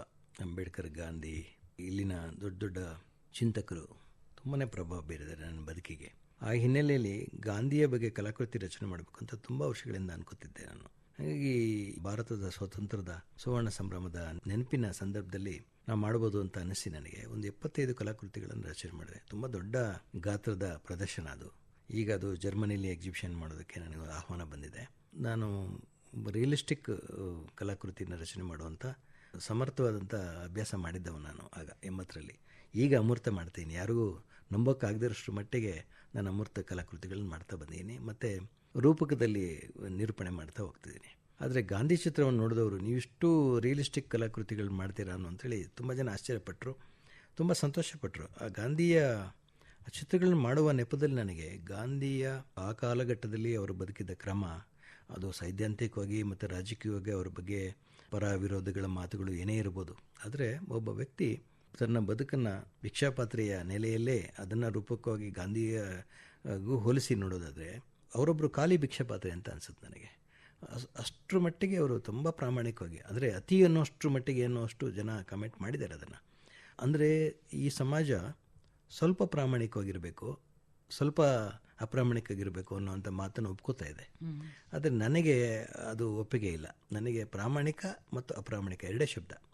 ಸಾಹಿತ್ಯದ ಸ್ವಲ್ಪ ಮಟ್ಟಿಗಿನ ತಿಳುವಳಿಕೆ ಇರೋದ್ರಿಂದ ನಾನು ಹೇಳ್ತಿರೋದು, ಅನುಕೂಲ ಸಿಂಧು ಅಂತ ಏನಿದೆಯಲ್ಲ ಅದಿಲ್ಲ ಅಲ್ಲಿ. ಆ ವಿಚಾರದಲ್ಲಿ ಗಾಂಧಿ ಪ್ರಾಮಾಣಿಕವಾದಂಥ ತಮ್ಮ ಪ್ರಜ್ಞೆಗೆ ನಿಲುಕಿದ ಎಲ್ಲ ನಿರ್ಧಾರಗಳನ್ನು ಸ್ಪಷ್ಟವಾಗಿ ತಗೊಂಡಿದ್ದಾರೆ, ತಮ್ಮ ಬದುಕನ್ನು ರೂಪಿಸ್ಕೊಂಡಿದ್ದಾರೆ. ಒಬ್ಬ ಮನುಷ್ಯ ಹೀಗೂ ಬದುಕ್ಬೋದು ಅನ್ನೋದು ತೋರಿಸ್ಕೊಟ್ರಲ್ಲ, ಇದೊಂದು ಮಾದರಿಯಾಗಿ ಇಟ್ಕೋಬೇಕು. ಮತ್ತು ಗಾಂಧಿಯನ್ನು ಇವತ್ತಿಗೆ ನಾವು ತರ್ಜುಮೆ ಮಾಡ್ಕೋಬೇಕಾಗತ್ತೆ. ಇವತ್ತಿನ ಕಾಲಕ್ಕೆ ನಾವು ಅವರ ಹಾಗೆ 2 ತುಂಡು ಬಟ್ಟೆ ಹಾಕೊಂಡು ಓಡೋಕ್ಕಾಗಲ್ಲ. ಆದರೆ ಯಾವುದನ್ನು ನಾವು ತಗೋಬೇಕು ಅದನ್ನು ನಾವು ಇಲ್ಲಿಗೆ ಅಳವಡಿಸ್ಕೊಂಡ್ರೆ ಬಹುಶಃ ಅಂಬೇಡ್ಕರಿಂದ, ಗಾಂಧಿಯಿಂದ, ಬುದ್ಧನಿಂದ ನಾವು ಕಲಿಬಹುದಾಗಿರೋದು ಏನು ಅಂತಂದರೆ ಯಥಾವತ್ತು ತಗೋಬೇಕಾಗಿಲ್ಲ. ಅಂಬೇಡ್ಕರರ ಸಾಧನೆ ಛಲ ಇದೆಯಲ್ಲ, ಅದು ನನ್ನ ಬದುಕಿಗೆ ಬರಬೇಕು. ಗಾಂಧಿಯ ಸರಳತೆ ನನ್ನ ಬದುಕಿಗೆ ಬರಬೇಕು. ಬುದ್ಧನ ಒಂದು ತಾಳ್ಮೆ ನನಗೆ ಬದುಕಿಗೆ ಬರಬೇಕು. ಇವೆಲ್ಲ ಬರೆದಿದ್ದರೆ ಈ ಸಮಾಜದಲ್ಲಿ ನಾವು ಮತ್ತೆ ಮತ್ತೆ ಮತ್ತೆ ಅದೇ ಗೋಜಲಿಗೆ ಸಿಕ್ಕಾಕ್ಕೊಂಡು ಮತ್ತೆ ಅದೇ ಸಮಸ್ಯೆಯನ್ನು ಮತ್ತೆ ನಾವು ಎಲ್ರಿಗೂ ಹಂಚ್ತಾ ಇರ್ತೀವಿ. ಕಲಾಕೃತಿ ರಚನೆ ಮಾಡುವ ಹಿನ್ನೆಲೆಯಲ್ಲಿ ನನಗೆ ಗಾಂಧಿ ಮತ್ತೆ ಪರಿಭಾವಿಸಿದರು. ಧ್ಯಾನಸ್ಥ ಸ್ಥಿತಿಯಲ್ಲಿ ನಾನು ಅದನ್ನು ಎಂಜಾಯ್ ಮಾಡಿದೆ. ಅದನ್ನು ಒಬ್ಬ ಕಲಾವಿದನಾಗಿ ನಾನು ಗಾಂಧಿಯ ನೆಪದಲ್ಲಿ 4 ಜನಕ್ಕೆ ಗಾಂಧಿಯನ್ನು ಮತ್ತೆ ನೆನಪು ಮಾಡ್ಕೊಳ್ಳುವಂಥ ಅವಕಾಶ ನನಗೆ ಅವಶ್ಯಕತೆಯೂ ಇತ್ತು, ಮತ್ತು ಅವಕಾಶ ನನಗೆ ಸಿಗ್ತದೆ. ಎಲ್ಲರೂ 75 ಕಲಾಕೃತಿ ಮಾಡಿದಿರಲ್ಲ, ನೋಡಬೇಕು ಅಂತ ಬಂದರು. ನಾನು ಅವರು ಸೇರಿ ಪ್ರದರ್ಶನಕ್ಕೆ ಬಂದವರೆಲ್ಲರೂ ಕೂಡ, ಇನ್ಕ್ಲೂಡಿಂಗ್ ನೀವು ಸೇರಿ, ಅವ್ರನ್ನ ಮತ್ತೆ ಅವ್ರನ್ನ ನೆನಪು ಮಾಡ್ಕೊಂಡ್ರಲ್ಲ ಜೀವನದ್ದು, ಸಾಕೋದು. ನಿಜವಾಗ್ಲೂ ಸಾತ್ವಿಕವಾಗಿರುವಂಥ ಮಾತನ್ನು ನಾವು ಆಡುವಂಥ ಒಂದು ಸಂದರ್ಭ ಕ್ರಿಯೇಟ್ ಆಯ್ತಲ್ಲ ಕಲಾಕೃತಿ ಮೂಲಕ. That is a great thing ಅಂತ ಅನ್ಸುತ್ತೆ ನನಗೆ. ನಿಮ್ಮ ಬೌಲ್ ಪ್ರದರ್ಶನದಲ್ಲಿ ನೀವು ಬೋಗಣಿಯನ್ನು ಮೇಲ್ಮುಖವಾಗೂ ಇಟ್ಟಿದ್ರಿ, ಕೆಳಮುಖವಾಗೂ ಇಟ್ಟಿದ್ರಿ. ನಾವಿಷ್ಟು ಹೊತ್ತು ಮಾತಾಡಿದ್ದು ನನಗೆ ಇದರ ಸುತ್ತಲೇ ಇದ್ದ ಹಾಗೆ ಕೊನೆಯಲ್ಲಿ ಅನಿಸ್ತಾ ಇದೆ. ಬುದ್ಧನಿಂದ ಗಾಂಧಿಯವರೆಗೆ ಬಂದರೆ ಇಲ್ಲೆಲ್ಲವೂ ಅಷ್ಟೇ ತೆರೆದ ಬೋಗುಣಿ ಹಾಗೂ ಬೋರ್ಲ್ ಹಾಕಿದ ಬೋಗುಣಿಗಳೇ ನನಗೆ ಕಾಣಿಸ್ತಾ ಇದ್ದಾವೆ. ಬಹುಶಃ ನಿಮ್ಮನ್ನ ಈ 2 ಬೋಗುಣಿಗಳ ಮಧ್ಯದಲ್ಲಿ ಸ್ಥಾಪಿಸ್ತಾ ಬರ್ತಾ ಇದೆ ಅಂತ ನನ್ಗನ್ಸುತ್ತೆ. ಕನ್ನಡದ ಮಟ್ಟಿಗೆ ಇದೊಂದು ಬಹಳ ಅಪರೂಪದ ಪ್ರಕ್ರಿಯೆ ಅಂತ ನನ್ಗನ್ಸ್ತಾ ಇದೆ. ನೀವು ಭಿಕ್ಷಾಪಾತ್ರೆಯ ನೆಪದಲ್ಲಿ 2 ಭಿನ್ನ ರೂಪಗಳನ್ನ ಹೇಳಿದ್ರಿ ನೀವು. ತುಂಬ ಇಂಟ್ರೆಸ್ಟಿಂಗ್ ಆದಂಥ ಪ್ರಶ್ನೆ ಅದು. ಬೋರ್ಲ್ ಹಾಕಿದ ಮತ್ತು ತೆರೆದ 2 ಭಿಕ್ಷಾಪಾತ್ರೆಗಳಿದೆಯಲ್ಲ, ಆ 2 ಭಿಕ್ಷಾಪಾತ್ರೆಗಳು ಮನುಷ್ಯನನ್ನು ಏನನ್ನು ಸ್ವೀಕಾರ ಮಾಡಬೇಕು, ಏನನ್ನು ನಿರಾಕರಿಸಬೇಕು, 2ರ ಪ್ರತೀಕ ಅದು. ಆ ಹಿನ್ನೆಲೆಯಲ್ಲಿ 2 ನನ್ನ ಪ್ರದರ್ಶನದಲ್ಲಿ 2 ರೂಪಕಗಳಾಗಿ ನಾನು ಭಿಕ್ಷಾಪಾತ್ರೆಯನ್ನು ಬಳಸ್ಕೊಂಡೆ. ಈಗ ನಾನು 3 ಭಿಕ್ಷಾಪಾತ್ರೆಯನ್ನು ಬಳಸ್ತಿದ್ದೇನೆ. ಒಂದು ಬೋಲ್ ಹಾಕಿದ ಮತ್ತು ತೆರೆದ ಮತ್ತು ಮತ್ತೆ ಬೋರ್ಲ್ ಹಾಕಿದ. 3 ಯಾವುದರ ಸಂಕೇತ ಅಂದರೆ ಇವತ್ತು ಚರ್ಚೆ ಮಾಡ್ತಿರುವಂಥ ಬುದ್ಧ ತತ್ವದ ತ್ರಿಪೀಠಕದ ವಿಚಾರವನ್ನು ಇಟ್ಕೊಂಡು ನಾನು ಚರ್ಚೆ ಮಾಡಿ 2nd ಎಡಿಷನ್ ನಾನು ಕಲಾಕೃತಿ ಮಾಡ್ತಾ ಇರೋದು ಹಾಗೆಯೇ. ತುಂಬ ಮುಖ್ಯ ಉದ್ದೇಶ ಅಂದರೆ ಇಡೀ ಭಿಕ್ಷಾಪಾತ್ರೆಯ ತೆರೆದಿದ್ದಿರ್ಬೋದು ಅಥವಾ ಬೋರ್ಲ್ ಹಾಕಿದ್ದಿರ್ಬೋದು, 2 ಮನುಷ್ಯನ ಇವತ್ತಿನ ನಿರೀಕ್ಷೆಗಳಿದೆಯಲ್ಲ, ಆ ಹಪಾಪಿ ಮತ್ತು ನಿರಾಕರಿಸುವಂಥ ಒಂದು ಸೂಚನೆಯಾಗಿ ಅದು ಎರಡೂ ಪ್ರಕ್ರಿಯೆಗಳು ಜವಾಬ್ದಾರಿಯುತವಾಗಿರಬೇಕು ಅನ್ನೋದು ನನ್ನ ಮುಖ್ಯ ಉದ್ದೇಶ. ಯಾವುದು ನಮ್ಮ ಬದುಕಿಗೆ ಮುಖ್ಯ ಅಂತ ಕಂಡುಕೊಳ್ಳುವಂಥ ದೊಡ್ಡ ವಿವೇಕ ನಮ್ಮ ಬದುಕಿಗೆ ಬರಬೇಕು ಅನ್ನೋದು ನಮ್ಮ ಈ ಇಡೀ ಕಲಾಕೃತಿಯ ಮುಖ್ಯ ಆಶಯ. ಅದನ್ನು ತುಂಬ ಸಾಂಕೇತಿಕವಾಗಿ ಹೇಳಿರುವಂಥ ಒಂದು ಹಿನ್ನೆಲೆಯಲ್ಲಿ ಕಲಾಕೃತಿ ರಚನೆ ಆಗಿದೆ. ಅದು ಇವತ್ತಿನ ನಮ್ಮ ಈ ಸಾಮಾಜಿಕ ಸಮಸ್ಯೆಗಳಿದೆಯಲ್ಲ, ಇದೇನು ಹೊಸದಲ್ಲ. ಬುದ್ಧನ ಕಾಲದಿಂದನೂ ಇವತ್ತಿನವರೆಗೂ ಅದೇ ಸಮಸ್ಯೆಗಳಿವೆ. ಆದರೆ ಹಾಗೆ ನಿರ್ವಹಿಸಿದ ಕ್ರಮ ಇದೆಯಲ್ಲ, ಜನಪದರು ನಿರ್ವಹಿಸಿದ ಕ್ರಮ, ಅವತ್ತಿಗೂ ಜಾತಿ ಸಂಘರ್ಷ ಇತ್ತು, ಅವತ್ತಿಗೂ ಮೇಲೆ ಕೆಳಗೆ ಅನ್ನೋದೆರಡು ಎರಡೂ ಇತ್ತು. ಆದರೆ ಇದ್ದದ್ದನ್ನು ನಿರ್ವಹಿಸಿದ ಕ್ರಮ ಇದೆಯಲ್ಲ, ಜನಪದರ ಕ್ರಮವನ್ನು ಬಹುಶಃ ಬುದ್ಧನೂ ಕೂಡ ಈ ಜನಪದ ವಕ್ತಾರನಾಗೇ ನನಗೆ ಕಾಣಿಸ್ತಾನೆ ಹೊರತು ಬೇರೆ ಯಾವುದನ್ನು ನಿರಾಕರಿಸ್ಬಿಟ್ಟ ಅದನ್ನು ಆ ಮಾತನ್ನು ನಾನು ಒಪ್ಪೋದಿಲ್ಲ. ಬುದ್ಧನ ಪ್ರಜ್ಞೆಯ ಮೂಲಕ ನಾವು ಅರ್ಥ ಮಾಡಿಕೊಂಡ್ರೆ ಬಹುಶಃ ಇದೆಲ್ಲ ಅರ್ಥ ಆಗುತ್ತೆ. ಕೇವಲ ಅದನ್ನು ಸೈದ್ಧಾಂತಿಕ ನೆಲೆಯಲ್ಲಿ ಅರ್ಥ ಮಾಡ್ಕೊಳ್ಳುವಂಥ ಒಂದು ಅಭ್ಯಾಸ ನಮ್ಮ ಇವತ್ತಿನ ಆಧುನಿಕ ಕಾಲದ ಚಿಂತಕರಲ್ಲಿದೆ. ಹಾಗೆ ಸಿದ್ಧಾಂತವನ್ನು ಬಿಟ್ಟು ಪ್ರಜ್ಞೆಯ ಮೂಲಕ, ನಿಮ್ಮ ಆತ್ಮಸಾಕ್ಷಿಯ ಮೂಲಕ ನೀವು ಅರ್ಥ ಮಾಡ್ಕೊಳ್ಳೋಕೆ ಹೋದಾಗ ಬಹುಶಃ ಯಾರು ಅರ್ಥ ಆಗ್ತಾರೆ ಅಂತ ಅನ್ಸುತ್ತೆ ನನಗೆ. ಅಲ್ಲೇನೋ ಅಂಥ ಜಿಜ್ಞಾಸೆ ಇರೋದಿಲ್ಲ. ಆ ಹಿನ್ನೆಲೆಯಲ್ಲಿ ನನ್ನ ಕಲಾಕೃತಿಗಳು ಮತ್ತು ನನ್ನ ಸಾಹಿತ್ಯದ ಚಲನೆ ಎರಡೂ ಕೂಡ ಒಂದೇ ರೀತಿಯಲ್ಲಿ ಕೆಲಸ ಮಾಡ್ತಿದೆ. ನಿರ್ಮಾಣ ಆದ 400 ವರ್ಷದ ನಂತರ ಬುದ್ಧ ಚರಿತ್ರೆ ಅನ್ನುವಂಥ ಮೊದಲ ಸಾಹಿತ್ಯ ಕೃತಿ ಸೃಷ್ಟಿಯಾಗುತ್ತೆ. ಅಶ್ವಘೋಷ ಬರೀತಾನೆ. ಅದರ ಆಧಾರದ ಮೇಲೇ ಬುದ್ಧನನ್ನು ನಾವು ಭಾವಿಸ್ತಿದ್ದೇವೆ. ನನ್ನ ಪ್ರಶ್ನೆ ಇರೋದು ಅದನ್ನು ಮೀರಬೇಕು ಅಂತ ನಾನು ಹೇಳ್ತಿರೋದು. ಸಿನಿಮಾದ ಸ್ಕ್ರಿಪ್ಟ್ ರೈಟರು ಒಂದು ಒಳ್ಳೆ ಕತೆ ಸಿಕ್ಕರೆ ಸ್ಕ್ರಿಪ್ಟ್ ಮಾಡ್ತಾರಲ್ಲ, ಹಾಗೆ ಅವನು ಅಶ್ವಘೋಷ ಆ ಕಾಲದಲ್ಲಿ ಮಾಡಿದ್ದಾನೆ. ಒಳ್ಳೆ ಸ್ಕ್ರಿಪ್ಟ್, ಅದು ಒಂದು ಕತೆ ಆಗಿದೆ. ಅದು ಆ ಕತೆ ಏನೆಲ್ಲ ರೂಪಗಳು ಪಡ್ಕೊಂಡಿದೆ. ಶತಶತಮಾನಗಳ ಹಾದಿಯಲ್ಲಿ, ಕಾಲದೇಶದ ಪ್ರಯಾಣದಲ್ಲಿ ಏನೆಲ್ಲ ಶೇಪ್ ತೊಗೊಂಡಿದೆ. ಅದನ್ನು ನಾವು ಮೀರಿ ಆಲೋಚನೆ ಮಾಡೋ ಶಕ್ತಿ ನಮಗೂ ಇದೆ, ಅವಕಾಶ ಇದೆ. ಅದಕ್ಕೆ ನಾನು ಮೊದಲೇ ಹೇಳಿದ್ದು, ಬುದ್ಧ 2560 ವರ್ಷದ ಹಿಂದೆ ಮಹಾವೀರನ ಜೊತೆಗೆ, ಅದರಲ್ಲೂ ಅವನ ಆಲೋಚನೆ ಬೇರೆ, ಅವನ ತತ್ವ ಬೇರೆ, ಅವನ ವಿಚಾರ ಬೇರೆ, ಇವನ ವಿಚಾರ ಬೇರೆ, ಇಬ್ಬರು ಜೊತೆಲೇ ಇದ್ದರು. ಒಂದೇ ಕಾಲದವರು. ಅವರು ಸಹನಶೀಲರಾಗಿದ್ದರು. ಅವರು ಹೇಗೆ ಬದುಕಿದ್ರು, ಅವರ ನಡ ನುಡಿಗಳನ್ನು ನಮ್ಮನ್ನು ಇವತ್ತು ದಾರಿದೀಪ ಆಗಬೇಕು. ಅನೇಕ ಒಂದು ಪರಿಹಾರಗಳನ್ನು ಅದು ಕೊಡುವಂಥ ಹಾದಿಯಲ್ಲಿದೆ. ಆದರೆ ನಾವು ಗ್ರಹಿಸಬೇಕಾಗಿದೆ. ಸಾವಧಾನದಲ್ಲಿ ಗ್ರಹಿಸಿದರೆ ಮಾತ್ರ ಇವೆಲ್ಲ ಸಿಗುತ್ತೆ. ಅದಕ್ಕೆ ಪ್ರಜ್ಞೆಯ ಜೊತೆಗೆ ಹೋಗಬೇಕಾಗತ್ತೆ ಹೊರತು ತರ್ಕದ ಅಥವಾ ಸೈದ್ಧಾಂತಿಕ ನೆಲೆಯಲ್ಲಿ ನಾವು ಹೋಗುವ ಅಗತ್ಯ ಇಲ್ಲ ಅಂತ ನಾನು ಭಾವಿಸ್ತೇನೆ. ಆ ನೆಲೆಯಲ್ಲಿ ಬುದ್ಧನ ಪ್ರಜ್ಞೆಯ ಜೊತೆಗೆ ನಾವು ಪ್ರಯಾಣ ಮಾಡೋದು ತುಂಬ ಮುಖ್ಯ ಅಂಥೇಳಿ ನಾನು ಈಗ ಕಂಡುಕೊಂಡಂಥ, ಈ ಕ್ಷಣಕ್ಕೆ ಕಂಡುಕೊಂಡಂಥ ಸತ್ಯ ಅದು. ಬುದ್ಧ ಹಾಗೂ ಗಾಂಧೀಜಿಯವರ ಈ ಸರಳತೆ ಬಹುದೊಡ್ಡ ಕ್ಯಾನ್ವಾಸ್ ಅನ್ನ ನಮಗೆಲ್ಲರಿಗೂ ಒದಗಿಸುತ್ತೆ. ಆದರೆ ಆ ಸರಳತೆಯ ಮೂಲಕವೇ ಆ ಒಂದು ಕ್ಯಾನ್ವಾಸ್ನ ಕಾಣುವಂಥ ನೋಟವನ್ನು ನಾವೆಲ್ಲರೂ ಬೆಳೆಸ್ಕೊಳ್ಬೇಕು. ನೀವು ಈ ನೋಟವನ್ನು ಬೇರೆ ಬೇರೆ ರೂಪಗಳಲ್ಲಿ ಕೊಡೋದಕ್ಕೆ ನಿರಂತರವಾದ ಪ್ರಯತ್ನವನ್ನು ಮಾಡಿ ಅದರಲ್ಲಿ ಯಶಸ್ವಿಯಾಗಿದ್ದೀರಿ. ಇನ್ನು ಮುಂದೆ ಬೇರೆ ಬೇರೆ ದೇಶಗಳಲ್ಲಿ ನೀವು ಈ ಕಲೆಯನ್ನು ಕೊಂಡು ಹೋಗುವಂತಹ, ಪ್ರದರ್ಶನಕ್ಕೆ ಹೋಗುವಂತಹ ಅವಕಾಶಗಳು ಈ ಮುಂದೆ ಇದ್ದಾವೆ. ಅಲ್ಲಿಗೆ ನೀವು ಹೊರಡಲಿಕ್ಕೆ ತಯಾರಾಗಿದ್ದೀರಿ. ನಿಮ್ಮ ಈ ಎಲ್ಲ ಪ್ರಯತ್ನಗಳಿಗೆ ಶ್ರೋತೃಗಳ ಪರವಾಗಿ ಶುಭ ಹಾರೈಕೆಗಳನ್ನು ಹೇಳ್ತಾ, ನಾವು ಸಾಹಿತ್ಯದ ಬಗ್ಗೆ ಮಾತನಾಡಿದೆವು, ಕಲೆಯ ಬಗ್ಗೆ ಮಾತನಾಡಿದೆವು, ಬುದ್ಧನ ಬಗ್ಗೆ ಮಾತನಾಡಿದೆವು, ಗಾಂಧೀಜಿಯ, ಅಂಬೇಡ್ಕರ್ ಬಗ್ಗೆ ಮಾತನಾಡಿದೆವು. ಹೀಗೆ ಎಲ್ಲ ವಿಷಯಗಳನ್ನು ಮಾತನಾಡ್ತಾ ಡಾಕ್ಟರ್ MS ಮೂರ್ತಿಯವರನ್ನು ನಾವು ಕೊಂಚ ಅರ್ಥ ಮಾಡ್ಕೊಂಡ್ವಿ ಅಂತ ಅನಿಸುತ್ತೆ. ನಮ್ಮ ಕಾರ್ಯಕ್ರಮದಲ್ಲಿ ಭಾಗವಹಿಸಿದ್ದಕ್ಕೆ ನಿಮಗೆ ಧನ್ಯವಾದಗಳು. ನಮಸ್ಕಾರ. ನಮಸ್ಕಾರ. ಇದುವರೆಗೆ ಕ್ಷಿತಿಜ ಸಾಹಿತ್ಯ ದಿಗ್ಗಜರೊಡನೆ ಸಂವಾದ ಪ್ರಸಾರವಾಯಿತು. ಭಾಗವಹಿಸಿದವರು ಲೇಖಕ, ಕಲಾವಿದರಾದ ಡಾಕ್ಟರ್ MS ಮೂರ್ತಿ ಅವರು. ಇವರೊಂದಿಗೆ ಸಂವಾದದಲ್ಲಿ ನೂತನ S ಕದಂ.